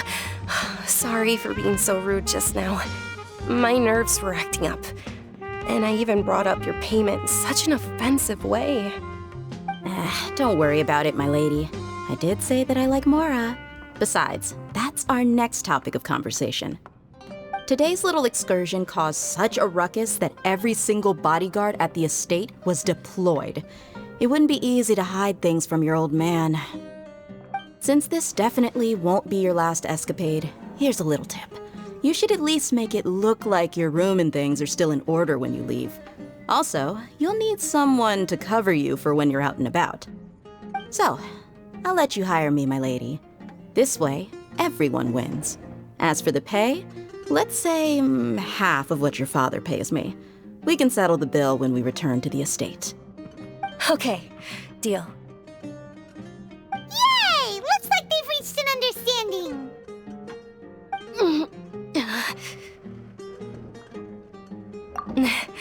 I'm fine, really.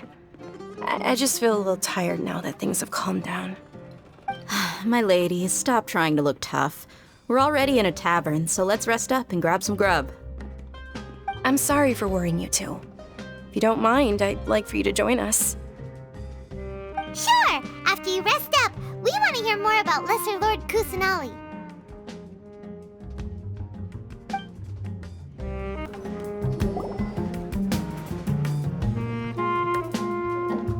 Ha! Well, if it isn't Dia. Haven't seen you in nearly half a year.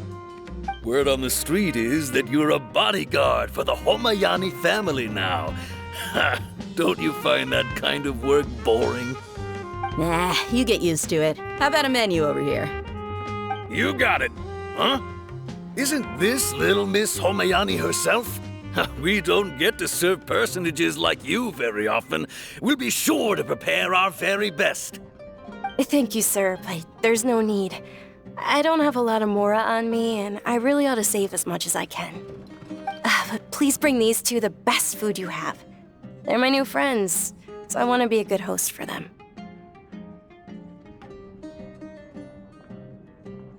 Wait, we're paying for ourselves now?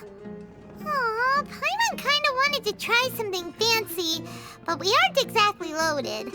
Guess Paimon will settle for something ordinary. How about our charcoal-baked agelenach cakes? They're our signature snack, and they run cheap. Look, other customers over there are eating some now. They look kind of burnt and dry. Paimon will pass. What do you have against my slime dishes? Dunyarzad, we asked a lot of people when we first arrived, and almost nobody was interested in Lesser Lord Kusanali. So, what made you want to follow her? Well, remember when you asked me if I knew how to meet the Dendro Archon? Even though I don't know how, I think I've actually seen her before. Huh? Really? Yes, it was when I was a child. At the time, my illness had kept me bedridden for the better part of a year.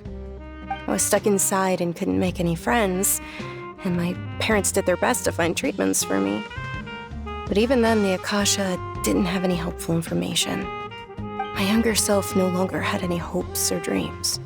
One flare-up was so bad that I was in a semi-conscious state for several days.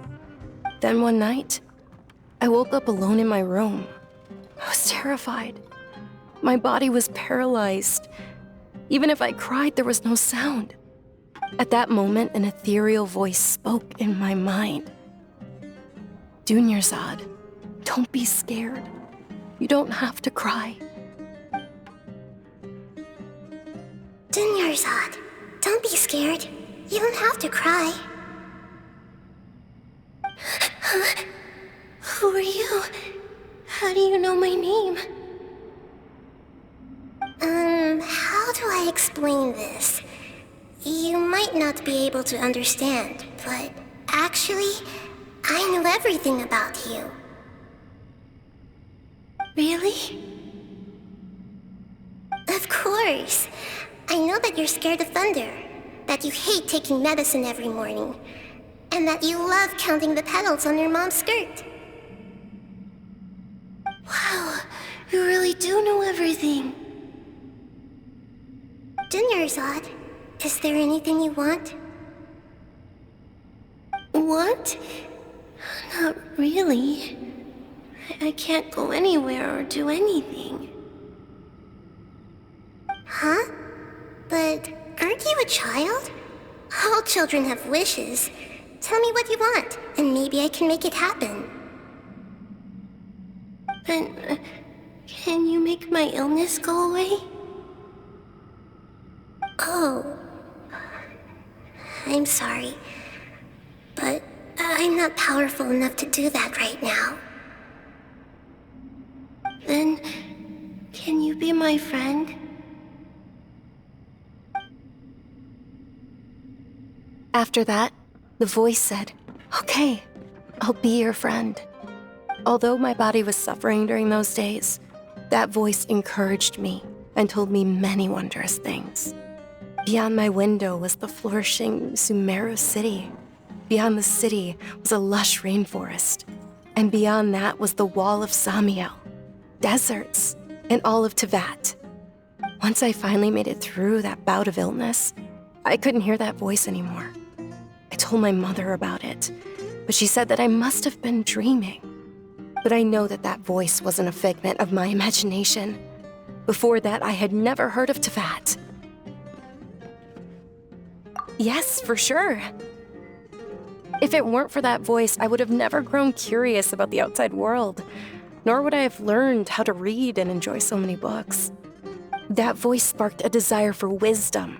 It had to have been the Dendro Archon.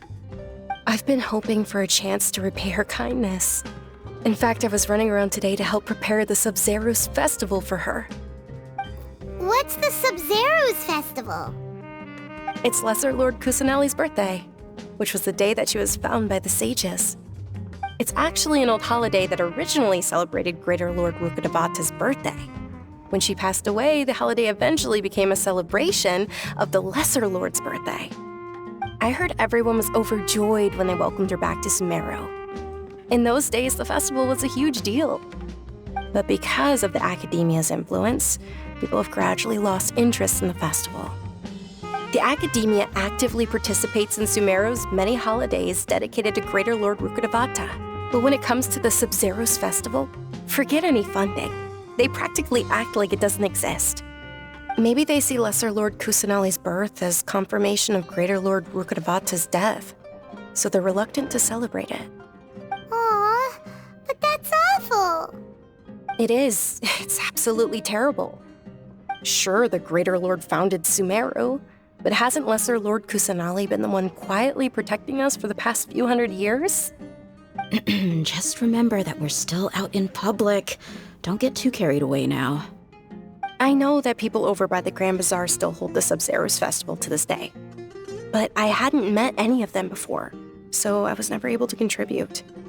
But recently, I made a friend there who also follows Lesser Lord Kusanali. I gave her my savings because I want her to throw a wonderful festival this year. That's the least I could do for Lesser Lord Kusanali. Hold on, my lady, does this friend happen to be Nilu, the one who sends flowers to the estate? Yes, that's her. I saw her leaving the other day with a nervous look on her face. It seemed like she was hiding something in her arms. Did you give her something? Yes. Initially, I didn't have much Mora prepared, so I had Nilu sell one of my skirts. I've agreed with Nilu to meet up at the Grand Bazaar today, and see how things are coming along. Dia, would you accompany me? Sure. That's quite the trip, though. I'll carry you. No, that would be too much, even for you. You might as well just accept the lift. If I let you walk, who knows how long it'll take us. And if anything happens to you, then I'd really never hear the end of it from your father. But of course! Nilu will be thrilled to hear there are more people interested in Lesser Lord Kusanali.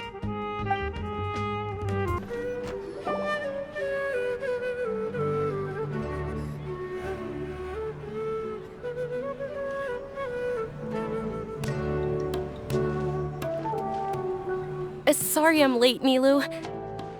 Oh, Dunyarzad. It was taking you so long that I assumed you got trapped at home, but you made it in the end. Uh-oh. But if Dia's here, that means you got caught, right? You could say that, but everything worked out. She's on our side now. Not completely. Oh. And who are these two? Oh, meet the Traveler and Paimon, my two newest friends. They're visitors who just arrived at Sumeru City and are looking for information on Lesser Lord Kusanali. So you're followers from another land? That's wonderful. You two absolutely mustn't miss the Sub-Zero's festival. By the way, Dunyarzad, we've already started decorating the Grand Bazaar. It looks spectacular, thanks to your generous contribution. You're very welcome. It's the only thing I could do. Do you still have enough Mora? Probably? But don't sweat it. We've already finished renovating the stage. Come on, I'll show you.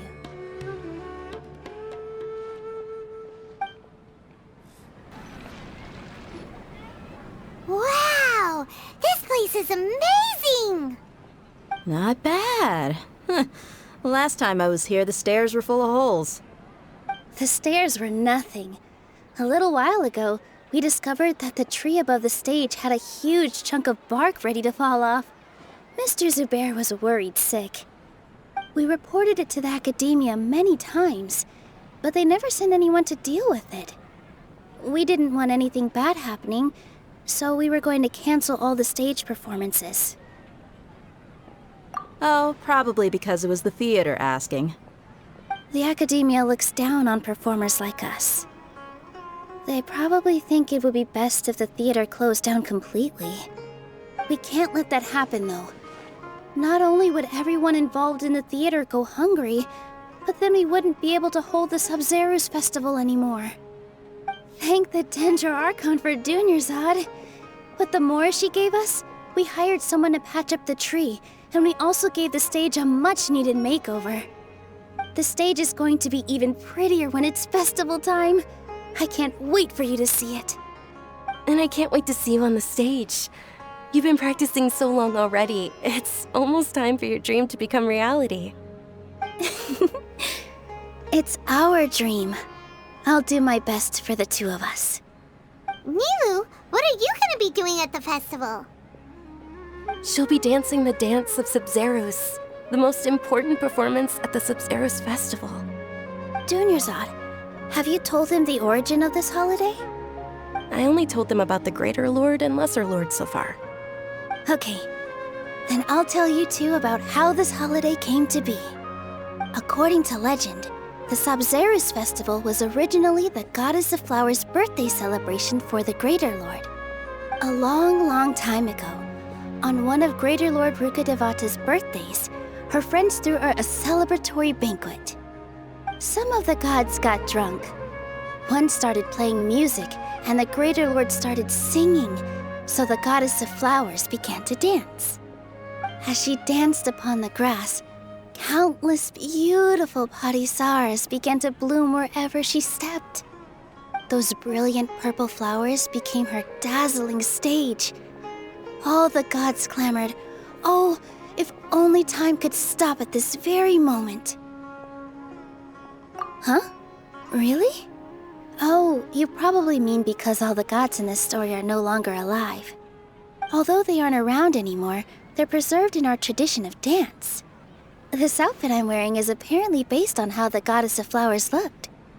Though we're just tiny people compared to the divine, we still have to do our best to make sure that the birthday girl feels loved on her special day. Nilu, you of all people will definitely be able to convey our well wishes to the Dendro Archon. I also noticed that you went the extra mile and scattered parisaras around the stage. They symbolize the goddess of flowers, after all. It's just a shame that all the real parisaras went extinct after her death. Yeah.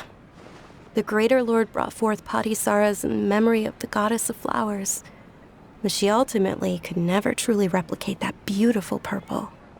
Thinking about the goddess of flowers dance makes me wish I could have seen it. If my stage were anything like that, I'd be thrilled if I had just 2 real parisaras on the stage. So, Traveler and Paimon, what do you think? Interested in the Sabzeruz festival? Will you two be coming? All of Lesser Lord Kusanali's followers will be there for her birthday. It'll be a good opportunity for you to learn more about her. Ooh, Paimon thinks that's a great idea! Of course Paimon wants to watch. Those two things aren't mutually exclusive, you know. So how about we all attend the Sabzeruz festival together? Dunyarzad, let me show you which stage decorations we've picked out so far. Traveler and Paimon, if that doesn't sound interesting to you, then feel free to explore the area. Everyone at the Grand Bazaar loves Lesser Lord Kusanali, and we're all looking forward to the Sabzeruz festival. In that case, we'll take a look around. Whoa! What's with your yellow hair? And why do your clothes look so funny? Are you an Outlander? Did you know that the Sabzeruz festival is about to happen? There'll be loads of fun things to do at the festival. But the best part is when Ferris, the Knight of Flowers, passes out candy to everyone.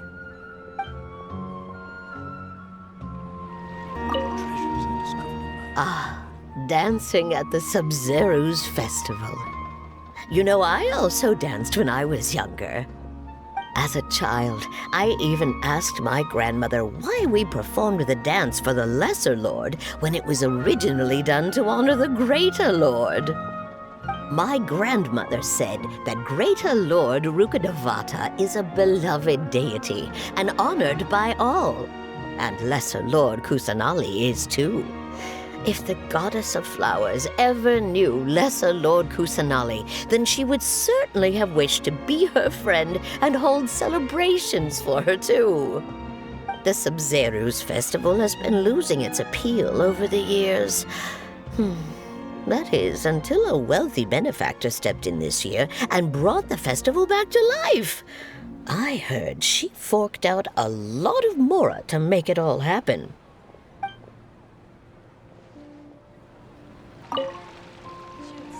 Things are really shaping up, and there's a buzz around the festival this year. We're expecting people from all over to come by this year and buy things during the festivities. Don't be fooled into thinking that Sumeru City has the best of everything. Some festival snacks are only offered here in the Grand Bazaar. And when it comes to musicians, dancers, or singers, the Grand Bazaar's got the best of the best. Sure, those folks at the Academia might not like it, but what's a festival without song and dance?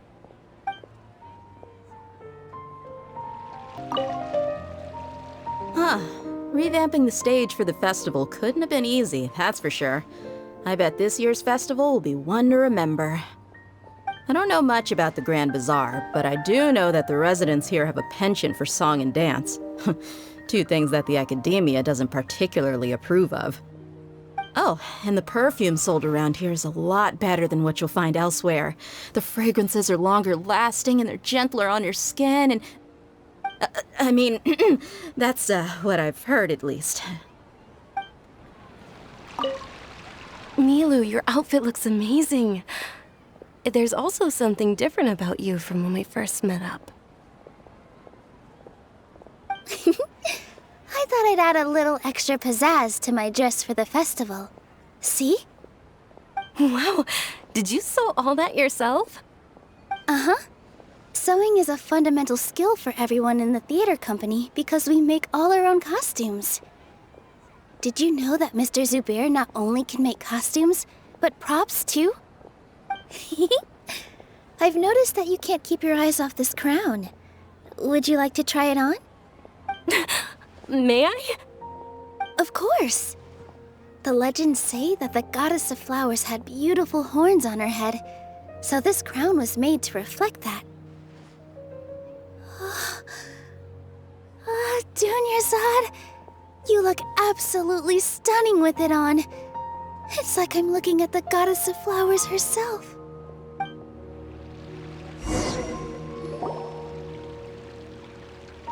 Hey! Is that who Paimon thinks it is? It looks like Catherine.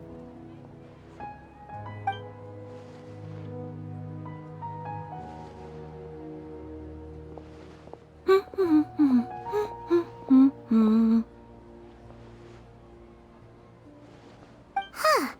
Come to think of it, Paimon's only ever seen her behind the counter at the Adventurers Guild. This is the first time we've ever seen her taking a break. Hey, Catherine! Huh? Oh, hey! It's the Traveler and Paimon! What's shaken? Whoa. Break time Catherine sure sounds a lot less formal than usual. Paimon was still waiting for her to say Ad Astra Abyssosque. Sure. Standing behind the counter at the Adventurers Guild doesn't require any complicated functions. But saying and doing the same old things over and over again can get pretty monotonous. Like watching the same Fontaine movie day after day. But take you two, for example. You travel across Teyvat to enrich your lives and gain new experiences. Well, we enjoy traveling across Teyvat and all that, but we're mainly looking for clues about his sister. Yes, you should keep searching. Sometimes the answers we're looking for aren't necessarily at our intended destination. Instead, they're found along the way. Huh. Haven't we heard someone say something pretty similar recently? Anyways, what brings you out here, Catherine? No, not particularly. I guess you could say that I'm loving the recent atmosphere here. If festivals bring happiness to everyone, then that's where their true value lies. Oh, it looks like it's about time for me to be heading back now. Alright, we'll see you next time at the Adventurers Guild. Oh, by the way, thanks for connecting us with the Eremites. We've already made some great friends in Sumeru City thanks to you. I'm sure you two will get along well with the people here. You've already been blessed by the element of Dendro after all. See you around.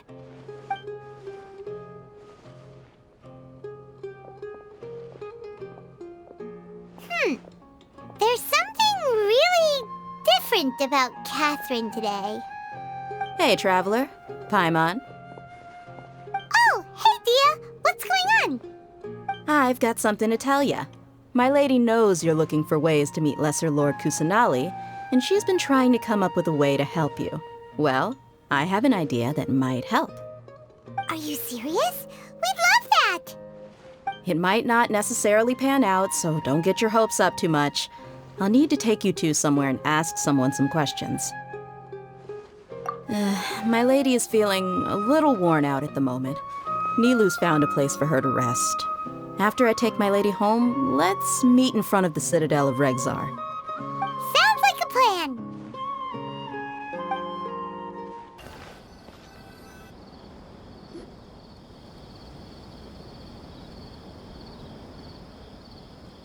Sorry, I'm late. It took some convincing for the master and mistress to believe that Miss Dunyarzad was only sitting in the port for a while because she was in a bad mood. Anyway, I guess I should be thanking you. I haven't seen Miss Dunyarzad that happy in a long time. If it wasn't for you two, she probably would have been caught and dragged back much earlier. You sure sound a whole lot nicer than when we first met, Dia. Who would have thought you had such a soft spot for Dunyarzad? It's called being a professional. I'm a bodyguard, and I work for whoever's paying. Look, Dia's blushing. Listen, you two. I don't expect to be working for Miss Dunyarzad very long, but I hope to finish things on a positive note if possible. Let's cut the chit-chat and head into the Citadel. We'll see if the person I know has a way for you two to meet with the Lesser Lord.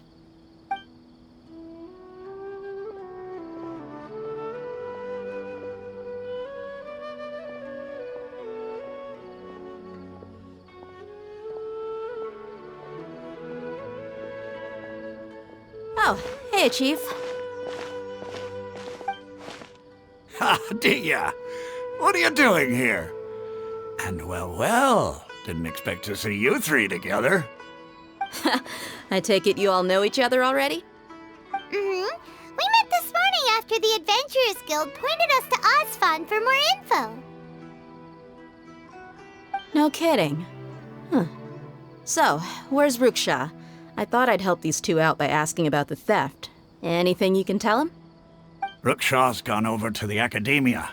The Grand Sage recently ordered Sumeru City to begin bolstering its defenses, so people from all over have been called back to the city. Since you've already mentioned the theft, I suppose I might as well tell him what we know. Appreciate it, Chief. Theft? Sorry, what the heck are you guys talking about? Just recently, the Academia lost something, and there's a chance the item is connected with the Dendro Archon. This case might just somehow help you in meeting her. I suppose that's one way to look at it. But if you ask me, the case is more about the Academia than anything else. Let me fill you in. The Academia recently sent a convoy to pick up an important package from Aru village. Word got out, and the convoy was robbed on its way back. The Grand Sage took the whole matter very seriously.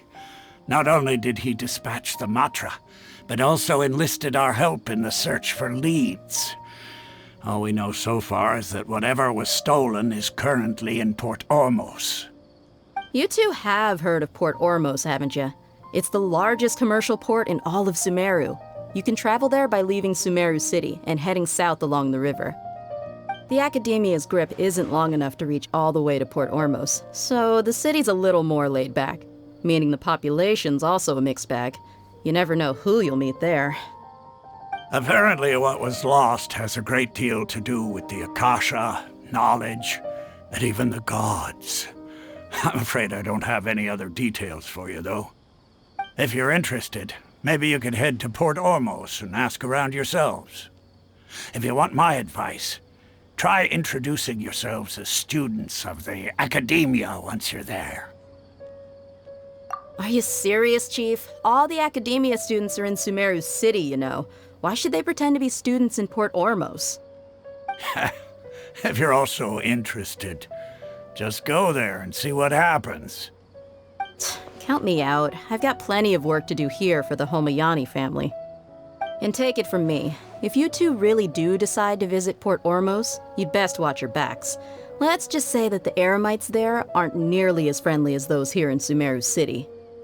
There are even some extremists who go around shouting slogans like, "Retake Sumeru for King Deshret." Word is that more and more are joining their movement. They're becoming a real headache for Chief and the others. You bet they are. King Deshret's been dead for thousands of years. Now they start spreading rumors of his return. Ridiculous. Not everyone's like you, Chief. Even the desert natives who abandoned their homes in the wilderness still wish to have a god of their own. Well, Traveler, that's about all the information we have for you. Thanks, Dia! And you too, Osfond! Since we've gathered all we could for the moment in Sumeru City, let's head to Port Ormos and see what we can find next.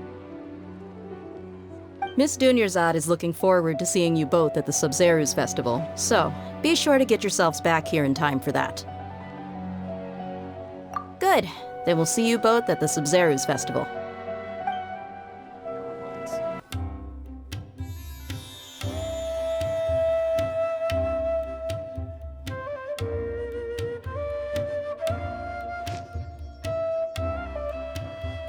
Come and have a good look yourself.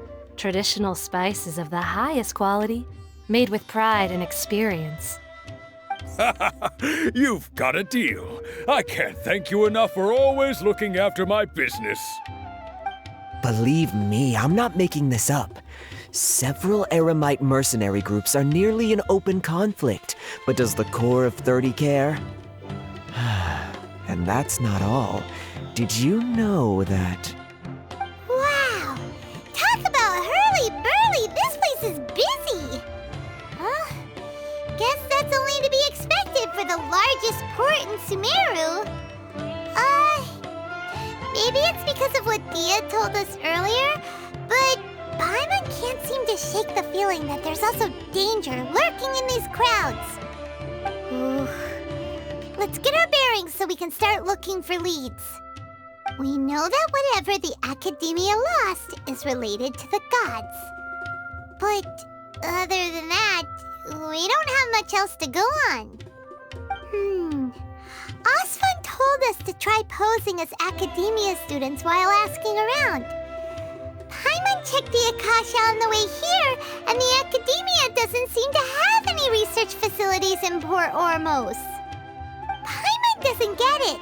Won't we look even more suspicious going around saying we're Academia students and asking about the stolen item? Well, given all the people that come through here every day, if there's any information to be found, Paimon bets we could find it in the market. Let's ask around and see what we come up with. Welcome. Welcome. How can I help you two? Hi there. We would like to ask you a question. Do students from the Academia ever come to Port Ormos? Of course. Especially around this time of year.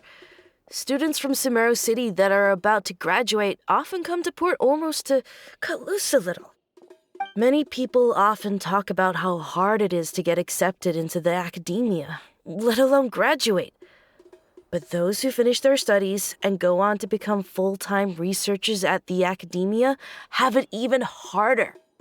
Sure, we may not be Sumeru City, but Port Ormos offers beautiful scenery and a stress-free environment. Some even say it's good luck to come to Port Ormos, so students and researchers come flocking here when things get to be too much at the Academia. You see over there? Those are students from the Academia. They've been looking worried and miserable ever since they got here a few days ago. If you ask me, the life of a merchant is better. So long as the Akasha teaches us what we need, then life is good. Those students seem to be discussing something. Let's see if we can listen in.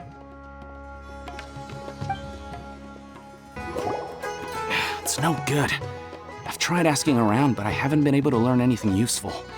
Not to mention that a bunch of scary-looking Eremite mercenaries have been posted along the streets now.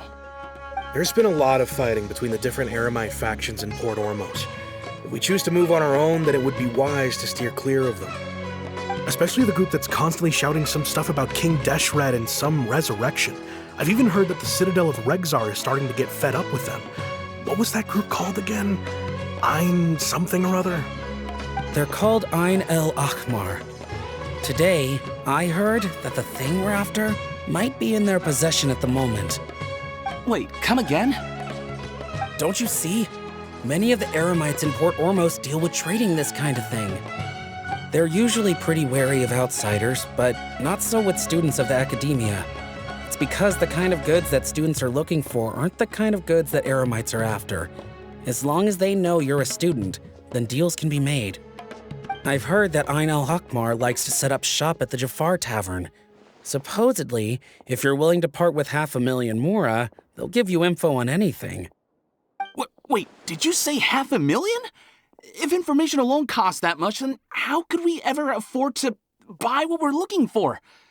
I guess we might as well give up on trying to graduate this way. I wouldn't worry too much.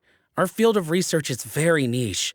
Who else could possibly be after that kind of shady knowledge? I bet it's practically worthless to anyone aside from us. Oh, I guess that makes sense. Then the only thing left for us now is to find a way in. Why don't we all just pool our money together and pay for the information? Whoa! Did you hear that? A niche field of research and shady knowledge? It all sounds pretty suspicious to Paimon. Is knowledge something people just buy and sell like that? So, what's our plan? Wait, didn't you hear what they just said? Buying information is going to cost us 500,000 mora! Have you lost your mind? Oh, all right. Paimon never thought she'd agree to parting with that kind of mora. But if you know what you're doing, then we should give it a shot.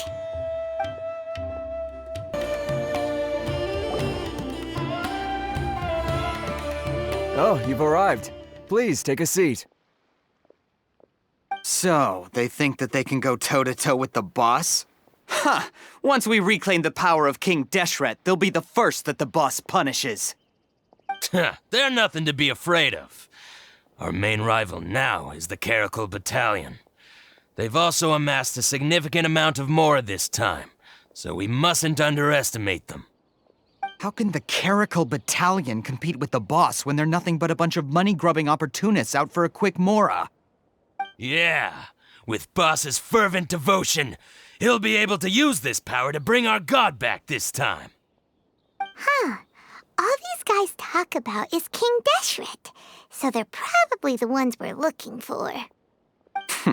Greater Lord Ruka Devata. That traitor and her followers must not be spared. The day will come when King Deshret exacts vengeance on Sumeru, and all of them shall be punished. Yeah, Paimon was wondering what they meant too. We should ask about that if we get the chance later. Huh? Who are you? What do you want? A student? What's a student from Sumeru City doing in Port Ormos? Ah, well, if it's info you want, you've come to the right place. The question is, can you afford it? Paimon can't stand to see so much more go. But there's no other choice right now. Here, this is the merchant's address. Whatever you're looking for, you'll find it there. Hmm? Well, what are you waiting for? Oh, that's right! We heard you mention King Deshret just now. We're actually interested to know more because we're, archaeology students! Fine. Since you've already handed over the mora, I guess I can throw in a little extra info. As you can see, members of Ain al-Ahmar are devout believers of King Deshret. Years ago, King Deshret founded the great desert nation that was our homeland. It was an advanced civilization, far beyond anything you'll see in present-day Sumeru. King Deshret was the rightful god of wisdom, but he was betrayed by a companion he trusted. She even stripped him of his title, God of Wisdom. So, you mean the traitor was... Greater Lord Ruka Devata, yes. That shameless wretch destroyed King Deshret's civilization, and our ancestors were forced to flee to this land where we were made to suffer the tyranny of our enemies. Furthermore, she conspired with the academia to cover up the truth of her actions, and create the merciful and benevolent facade for which she is now known. Ugh, just thinking about it sickens me. But the story doesn't end there, oh no. King Deshret isn't truly dead. The voice of the Oracle has been heard in the desert, prophesying his resurrection. Mark my words, our god shall return. And when that day comes, all followers of the traitor and all the desert dwellers who have forgotten their true god will suffer retribution together. If what I'm saying makes you shiver with fear, it might not be too late for you to become a believer of King Deshret. I don't have anything to say to you academia people about that. I think this conversation has reached its end. Not just yet. This man is a fraud. Huh? You again? Deranged academia lunatic. Yes, it's me again. I already warned you that if you weren't willing to sit and discuss things with me, I'd take measures to make things uncomfortable for you. Listen to me. That address he gave you is fake. Or at least, you won't find a merchant waiting for you there. This group has been boasting all around that they can provide information on a certain item as a means of luring people into their territory. Once you show up, they keep up the act until they have hard evidence that you want to purchase said item. Then they use that to squeeze you for all the mora you're worth. Hey!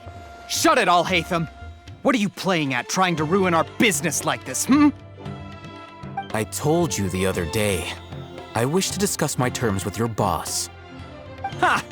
The boss made it perfectly clear that he won't negotiate with you. Yes, and in no uncertain terms. But that was then. It does not preclude him from changing his mind in the future. I'm warning you, don't push us, or this could get ugly. We don't usually get rough with people from the academia because it just complicates things. For a lunatic like you, though, we might just have to make an exception. If you're suggesting that we escalate this from a verbal exchange to a physical one, I accept. After all, even the Archons used war to negotiate the ownership of Tevat. If, on the other hand, we can't agree on any means of negotiation at all, then I'm afraid my next course of action will sting a little more than the mere falling through of a few business deals. I will jeopardize the Eremite's reputation, which I know you value above all else. I am quite confident that if I began to take such action, your boss would willingly approach me himself. However, I fear that by then, some things will have happened that cannot be undone. Also, a word of advice.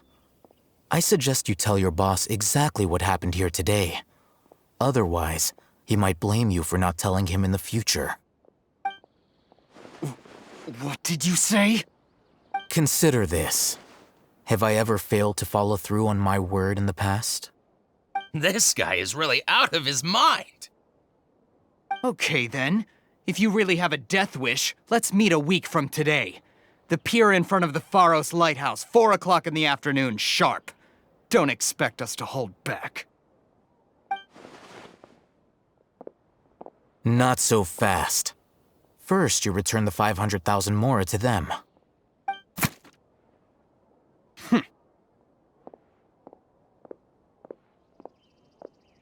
Please, I beg you, don't provoke them.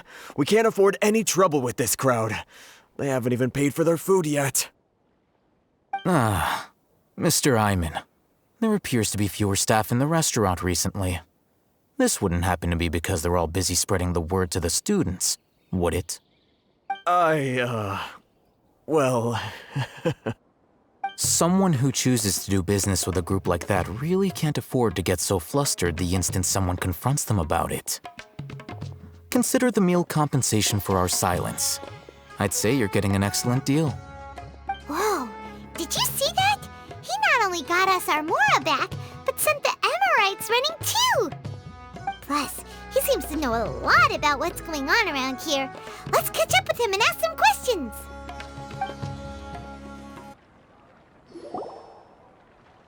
Wait up! It's Al-Hatham, right? What do you want? No need for thanks. My goal was to get to them, and you two gave me just the opportunity I needed. We're even. Oh, I advise you to keep your distance from them. Since they weren't able to make off with your Mora in the end, they might harass you again in the future. All right. Goodbye. Hold your horses! We still have something to ask you about! Since you tore through their scam right in front of them, you must know the real story about certain something, no? Who exactly are you two? And why are you inquiring about that? A student. Right. Look, you should know that those thugs conducting business with you had nothing to do with your lie.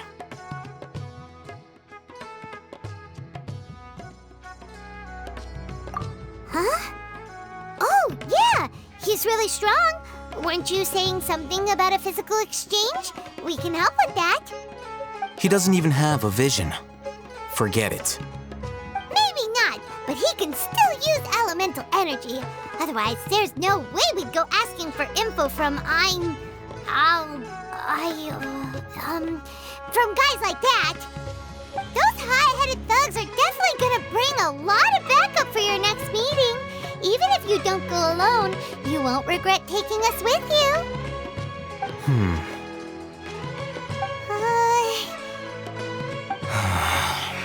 All right, I accept. Got a pen and paper? If you're searching for someone who sells that kind of merchandise, I'll give you one of their addresses, and you can try your luck. We'll reconvene at the appointed time by the pier. It doesn't matter if you show up or not. So, since you were happy to give us this merchant's information, does that mean you can tell us exactly what we're after? You were willing to part with 500,000 Mora for something and you didn't even know what it was? Okay. Well, if you truly are as skilled as you claim, then you can beat the answer out of them when they become hostile. Look, if you've been making inquiries, then you have to know something by now. Tell me what you know so far, so I don't waste time repeating information. We know it's connected to the Academia somehow, and that not only do the Eremites deal in it, but some students want to get a hold of it too. What else? You know almost everything there is to know, but you're unable to compile this information because you've never seen the object before.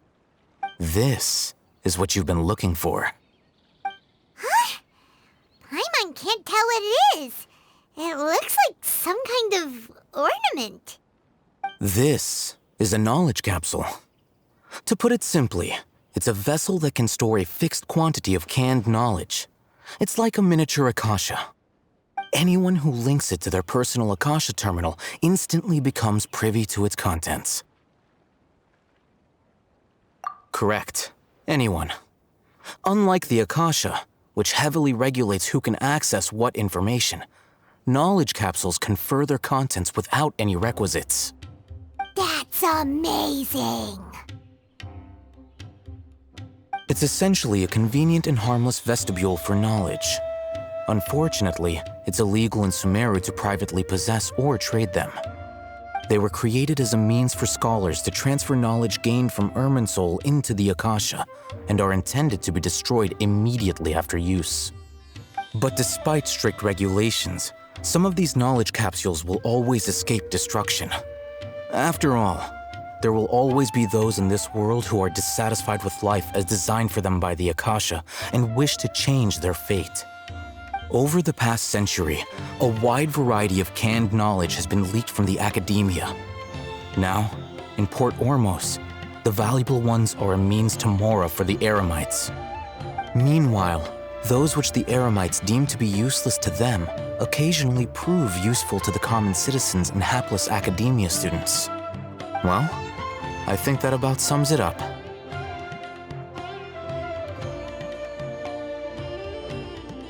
Oh, so that's your true objective. With our current arrangement, I don't believe I can offer an answer. You're still resolved. Fine. Let's talk somewhere with fewer people.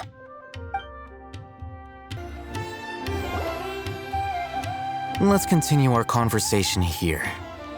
If you wish to learn more about the knowledge capsule that the Academia lost, Then you must help me with something. I need you to find someone named Dory, a traveling merchant. Unlike the peddlers who hawk inferior knowledge capsules, she often has quality goods in stock. Some say that as long as there is profit to be made, there is nothing she won't dare to sell. She's guarded against people from the academia because most of her wares don't comply with academia regulations. I think she blacklisted me. I met with her informant, but it soon became clear that they had no intention of letting me get any further. Become one of Dory's customers and earn her trust. This is my condition for further collaboration. Why do you want us to meet with her? Until you complete this task, you don't have question privileges. Fine. So how do we go about doing this? You two are outlanders who haven't been here for long, so Dory should view you as safe clients. I'll give you the informant's address and their contact password. Beyond the password, though, I have no way of knowing what other tricks she might have up her sleeve. You'll have to improvise. This is kind of nerve-wracking. The true challenge begins after you meet her. She has a keen nose for Mora and a shrewd eye for wares, and she only likes customers who she deems to have good taste. I'll prepare some funds for you. Buy her highest quality wares and earn her approval. But we only just saw a knowledge capsule for the first time. We don't know how to tell which ones are good and which ones are bad. Is that something we can learn quickly? That's true. Have you two heard of elemental sight? Oh, that's a surprise.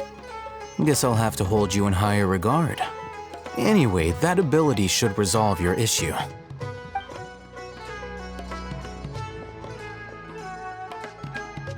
Here are 2 knowledge capsules. Tell me, can you detect any difference in their quality?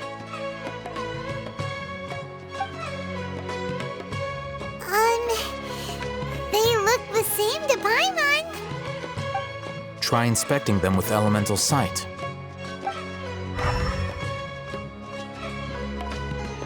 How'd it go? Did you see anything? Rumor has it that higher quality knowledge capsules generally appear brighter when viewed through elemental sight.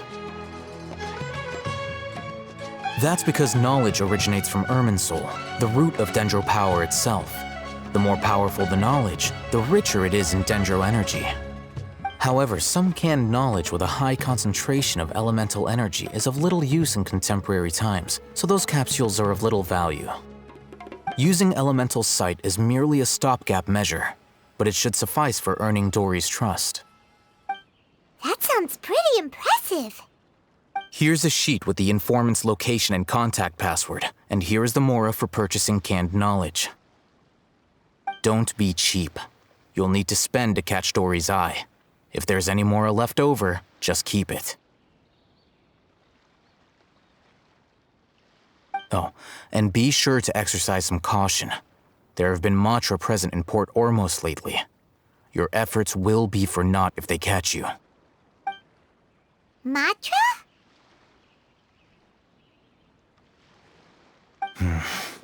They belong to the Academia's regulatory body. They also handle cases of illegal canned knowledge transactions. Like I said, the Academia has banned both their trade and possession. The Matra are razor sharp. You're in for nothing good if they lock their sights onto you. If you two want to back out, now's the time. Okay, then we have a deal. If you succeed in your dealings with Dory, come find me at the Wikela Funduk. We'll have an open discussion then.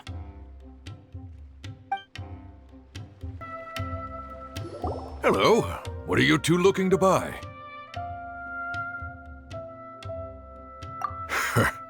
What a unique palette. We have unripe horror fruits, but we usually keep them in the back. I'll have someone escort you. Following the paper got us past the first round. Ronak, these two want to buy unripe horror fruits. Show them to the warehouse. Got it. You two, please follow me. two have a fascinating fashion sense. We haven't seen a customer wearing a Sumeru rose for quite some time. Hold on. Let me think. Sumeru rose means common merch. No, look again. We're obviously wearing morning flowers. Ah, my mistake. I do apologize. Whew. That pop quiz sure was scary. Ah, the warehouse is up ahead. Please follow me. The seas are calm and the sky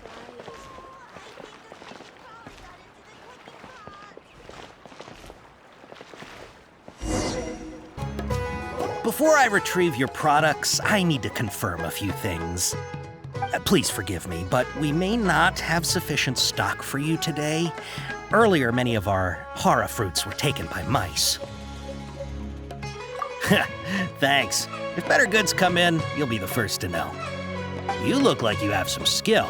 Why don't I pick out some fruits that'll make you dizzy? Yep, that's the right answer. But eating hara fruit that makes your head and ears ring sounds like a bad life decision. Would you like your hara fruits to be packaged in the Sumeru City or Port Ormos style? Wow, you two sure are generous customers. We'll be sure to package your products beautifully. Okay, everything has been confirmed. Miss Dory is waiting for you up at... Shoot, it's the Matra! Run! What? The Matra? Where? Oh, Hatham said we're done for if they catch us. We gotta get out of here.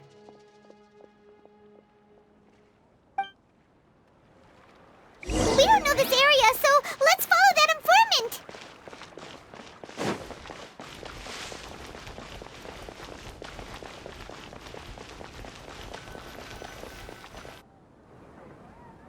He ran that way!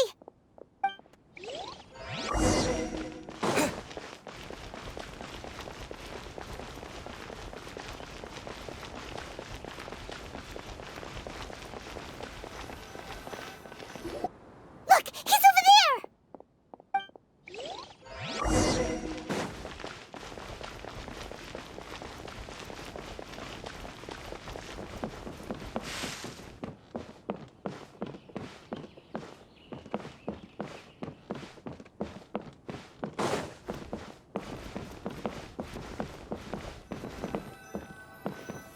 Hey! If you're hiding from the Rishbaland tiger, come this way! Another password! Huh? Oh, that voice came from behind the building on the right! Here, over here.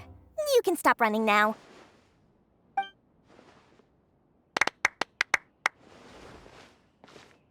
So you were the one who was calling out to us just now. But, are we definitely gonna be safe here? These two good customers wish to buy some hara fruit, Miss Dory. And if there's nothing else, I'll just excuse myself.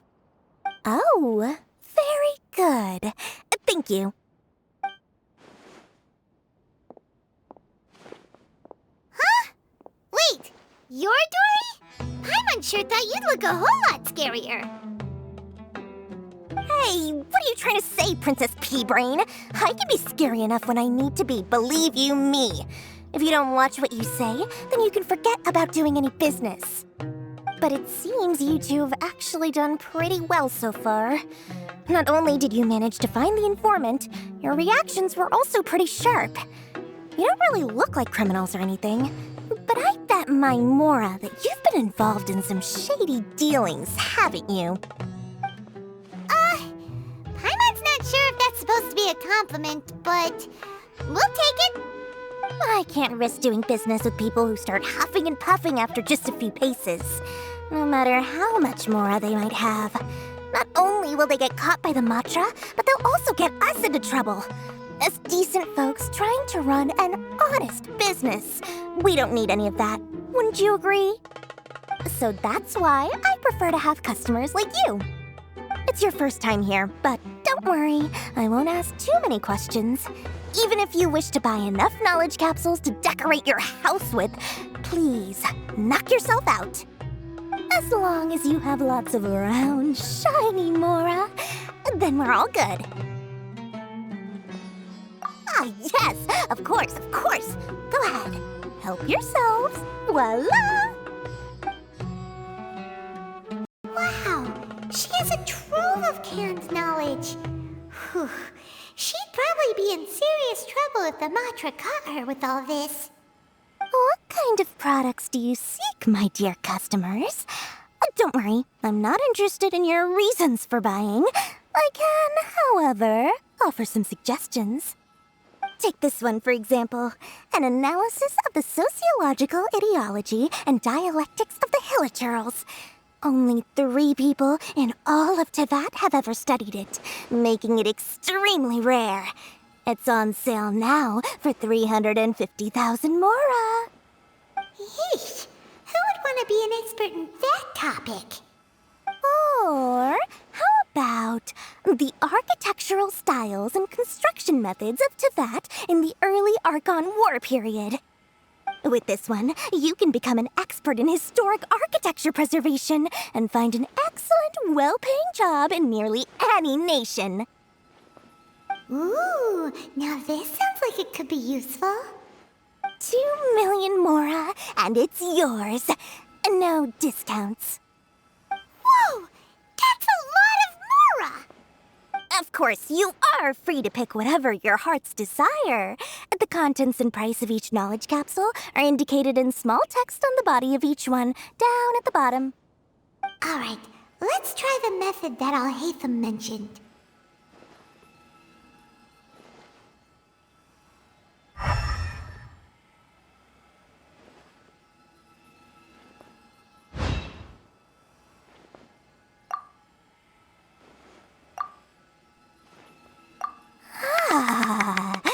You've really got a good head on your shoulders, and quite the eye for quality.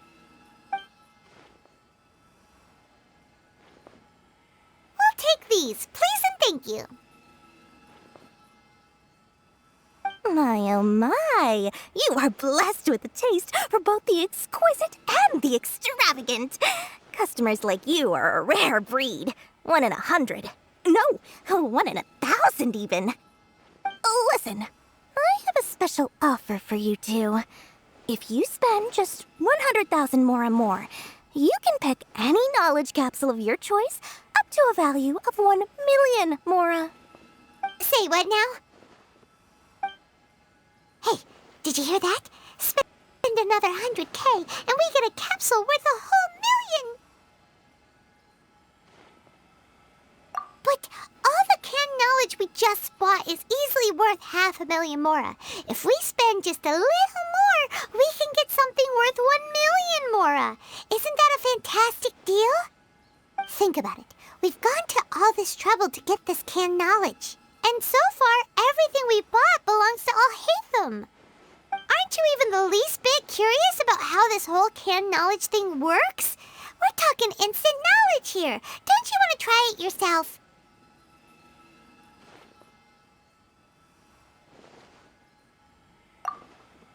Come on, come on! We still have around 100,000 of Alhaitham's Mora left, so let's put it to good use by finding something useful for you. Ahem, you've got a deal, Dory! We'd like to spend an extra 100,000 Mora. Excellent! Then please, select from this fine collection of canned knowledge over here.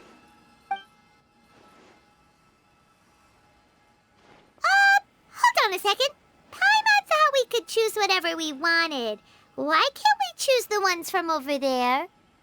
Oh, but my dear customer, the knowledge capsules over here are worth 1 million Mora each. I'm sure discerning customers like yourselves will be able to find something to your liking. Please, take your time. Uh-oh, Paimon has a bad feeling about this. Let's use Elemental Sight again to check these.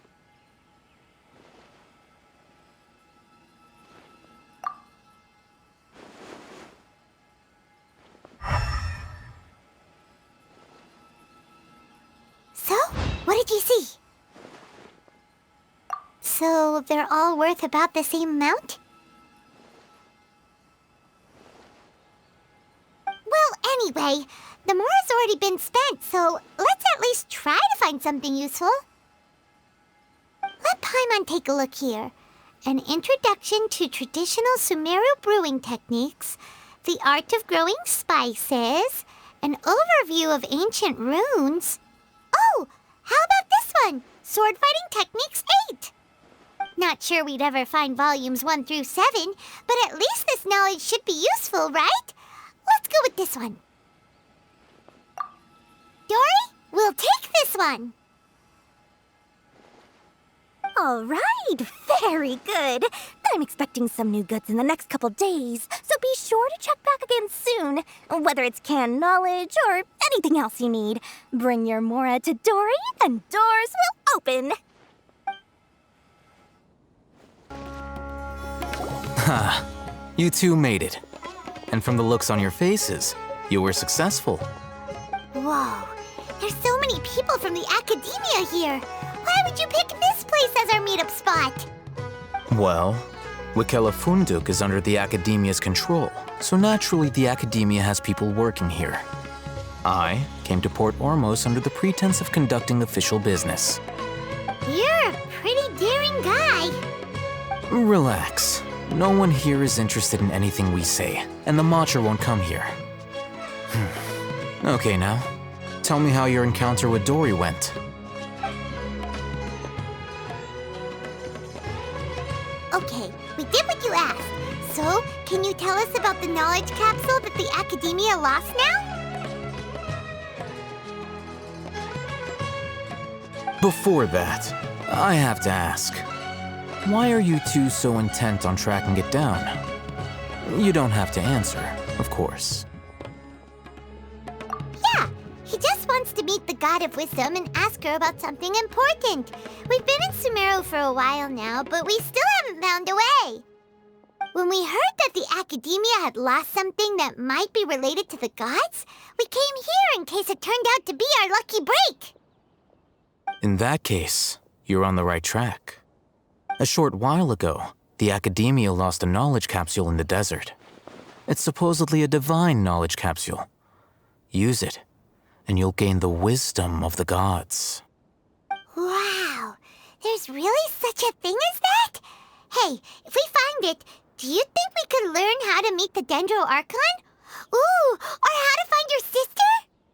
I highly doubt it has any mystical properties, but it does indeed exist. And it's right here, in Port Ormos. So, where exactly? That's what we need to find out next. I won't deny that. I am investigating because I'm curious as to what the divine knowledge capsule truly is. As you know, the Eremites in Port Ormos also have their eyes on it. It is an extremely precious item. The knowledge contained within may bring great power or wealth to whoever has it in their possession. Several brigades have been vying for ownership of it as of late, but there is still no victor. My personal finances and connections cannot compete with those of the Eremites. After attempting various methods, I finally managed to reach a tentative agreement with several brigades. I agreed to forego ownership of the divine knowledge capsule in exchange for the opportunity to study it. After all, there's no harm in understanding what it is. However, there are those who are less amenable to negotiation, such as those from Ain al-Ahmar.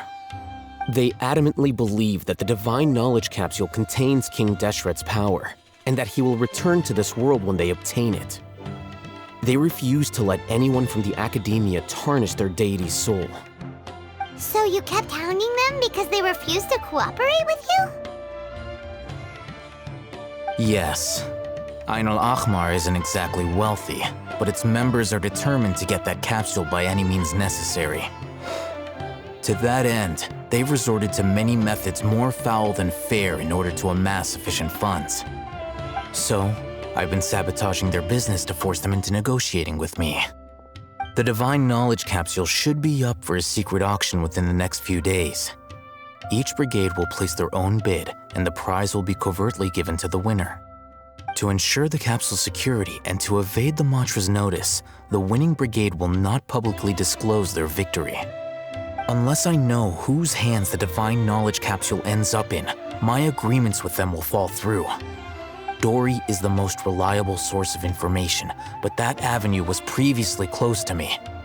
With you on board now, the situation is different. In other words, you wanted us to befriend Dory so you could find out where the divine knowledge capsule is. Yes, you can say that. But this arrangement harms none of us.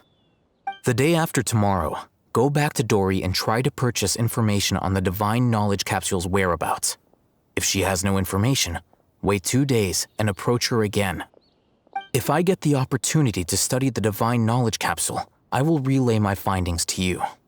Will that suffice as compensation? Okay, then we'll meet up in 2 days. Alhaitham, before you go, we actually bought a knowledge capsule for ourselves, but we're not sure how to use it. You two want to try using a knowledge capsule? Sure, I can teach you. Doing so right under the Academia's nose is a bit problematic, though. What do you say we head to the outskirts of town? All right, this place works. Show me the capsule you purchased. Here. Sword Fighting Techniques 8. Huh. A combat class knowledge capsule. This class is something of a rare find these days, since most have been taken by the Eremites to augment their battle capabilities. Really? Aw, yeah, what a great buy! If you want to determine the efficacy of this capsule, I can evaluate your combat ability. However, effects will likely be minimal if you already possess a high amount of strength.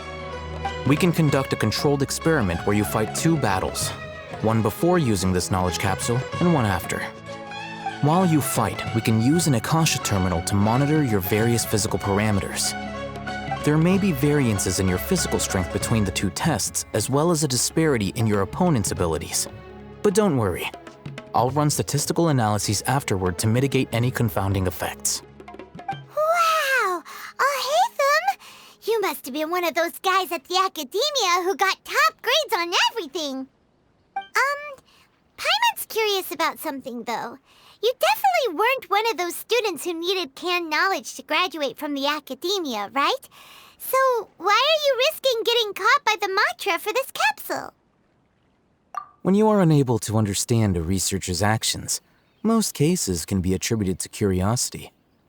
This is but one theory. Sounds like you're trying to avoid the question. All right, let's begin the test. Just fight as you normally do. All right, I'll link your Akasha terminal to record data. The next step is to use this knowledge capsule.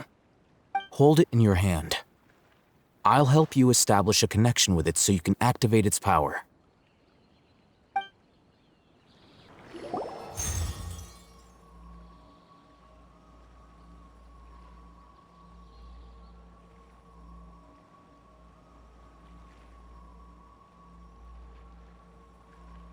Hey, how are you feeling? You mean that it worked? All right, time for round 2. Fight with the same composure as before.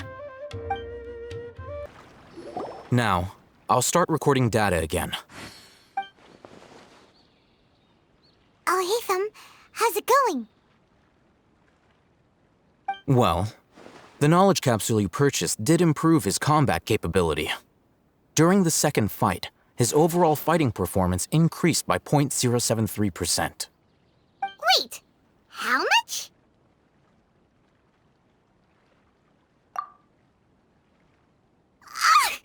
Dory's such a jerk! She totally scammed us! 1 million mora? This thing isn't worth a tenth of that amount! Of course, this could be because he is so powerful that the capsule's contents were unable to produce a substantial increase. At the very least, this test allowed me to gain more insight into you two. Our deal seems increasingly worth my investment. I'm heading back to Ikela Funduk. I await your response in 2 days' time. This is Mora for when you ask Dory for information. Pay her as much as she requests. Here, over here! Welcome back, my loyal patrons. What can I do for you this time? You name it. Can knowledge, supplies, or anything else you need. I'll find a way to get it.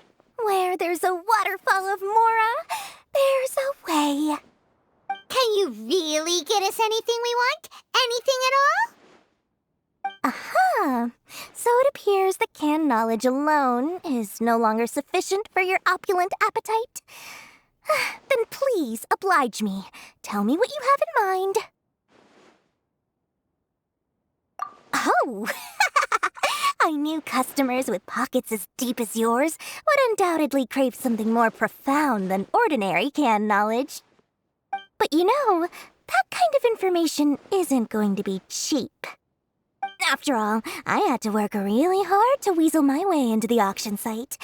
Not to mention that if anyone found out that I was the leaker, I would be in big, big trouble.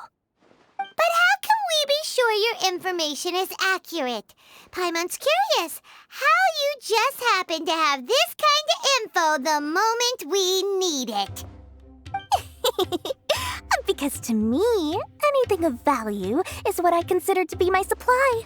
Therefore, I must always be aware of what's hot on the market in order to secure more sales. As for the information's authenticity, well, you've no need to worry about that. I used a camera to take a picture of the transaction. That way, no one can dispute it. It's always a pleasure doing business with such sterling patrons. Now that you've paid in full, here's the scoop. The Divine Knowledge Capsule was purchased yesterday by a certain Misery, the leader of Ain el-Ahmar. Ain el-Ahmar? You mean the Eremites who worshipped King Deshret? Ah, so you're already familiar with them. The group has done everything in their power to obtain the Divine Knowledge Capsule. After all, they believe it contains the power of King Deshret. That Divine Knowledge Capsule is unlike any other canned knowledge I've seen before. It was glowing bright red. The capsule is clearly visible in the picture I took. You can look for yourself. Thanks for the info, Dory. Please, it's my pleasure. It's all thanks to discerning customers such as yourselves that my efforts yesterday were not in vain. Please, don't hesitate to contact me if you ever need anything else in the future. Mora for Dory opens doors. Oh, hey, Thumb! We got the info you wanted. Really? All right. Let's hear it. Dory even gave us evidence to verify the intel. Have a look. Huh, look at that. Clear as day. It must have taken some guts just to infiltrate the scene of the Eremites' transaction. But then to get close enough to take a picture like this. Bold move, Dory. Very bold move. All right. The person in this picture is indeed Misery, the leader of Ain el-Ahmar. And the glowing red capsule he's holding appears to be the Divine Knowledge Capsule. In which case, if we play our cards right, when we confront them next week, we should be able to force them to show their hand. At first, Paimon didn't get why you were provoking these Ain el-Ahmar guys. But now, it sort of makes sense. Everything's playing right into your hands. After we defeat them, we can finally have a serious talk with their boss and get them to lend us the Divine Knowledge Capsule. Thank you for your time and efforts. Take a few days off while I make some preparations. Let's meet up again on the afternoon of the arranged date, 3 o'clock sharp. See you then.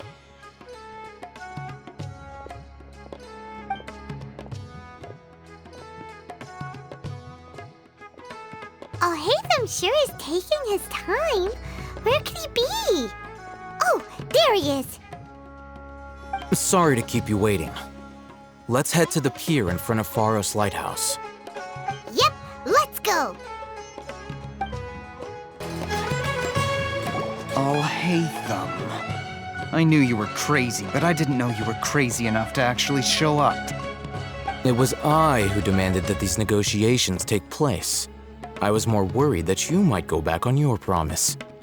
But to your credit, it appears that you're sticking to your word.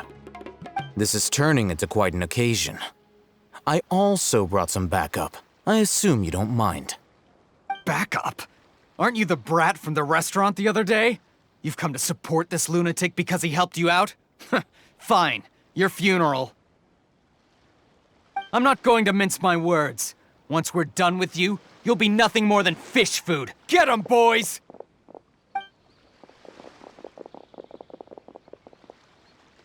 Uh-oh, here they come. Good luck, you two.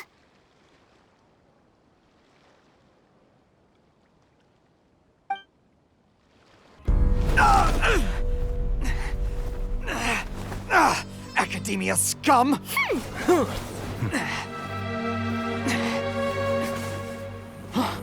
Boss! Finally! Did you use it? Great! Now we can...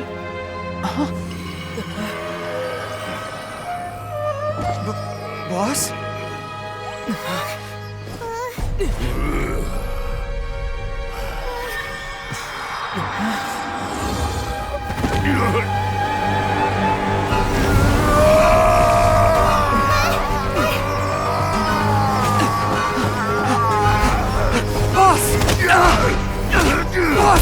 What's wrong?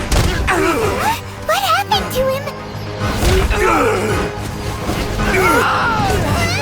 We have to cut his Akasha connection, now.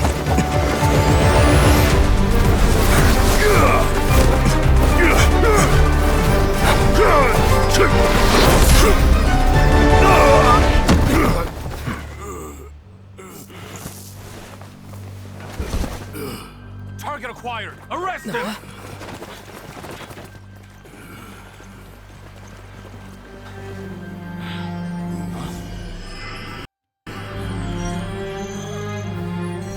Do not impede our work. Is that understood, Al-Haytham? Of course. I was only trying to help. Take him away!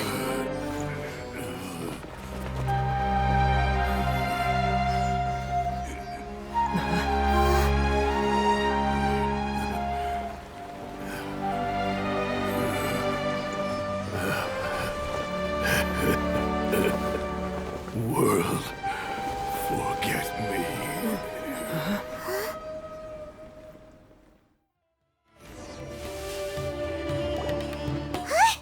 What in Teyvat just happened? It's like that big guy suddenly lost his mind. It looks like he used the Divine Knowledge Capsule. You mean the Divine Knowledge Capsule did that to him? Oh, yeah. You mean how some researchers go insane after getting knowledge from Irminsul? I've heard of numerous incidents of researchers in Satyavada life going insane. The state that man is now in suggests that this is a similar situation. This Divine Knowledge Capsule does appear to be linked to the gods, but beyond that, it doesn't seem anything like the rumors suggest.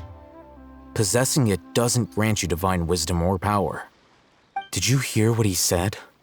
World, forget me. What could that possibly mean?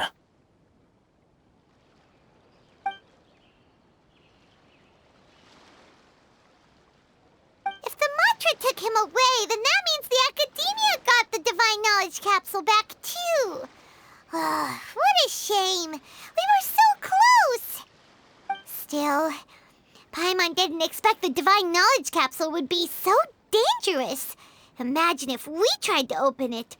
Oh, who knows what would have happened to us? As things stand, there is no reason for me to remain in Port Ormos. I believe our collaboration has also reached its end. Oh, we were so busy trying to find the Divine Knowledge Capsule that Paimon forgot to ask you something. Since you're a member of the Academia, do you have any idea how we can go about meeting Lesser Lord Kusanali? Truthfully, I don't. Lesser Lord Kusanali appears to exist outside of Sumeru's entire administration. Most of the time, you wouldn't know she exists at all. Moreover, since the Academia possesses the Akasha, a symbol of our deity's wisdom, scholars have no reason to desire to make contact with the deity herself anyway. Everything about Lesser Lord Kusanali is such a mystery!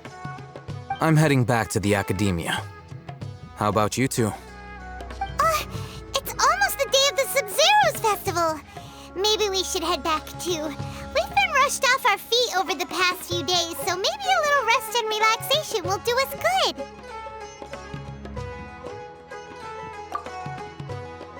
Then we'll part ways here, Alhaitham, until we meet again.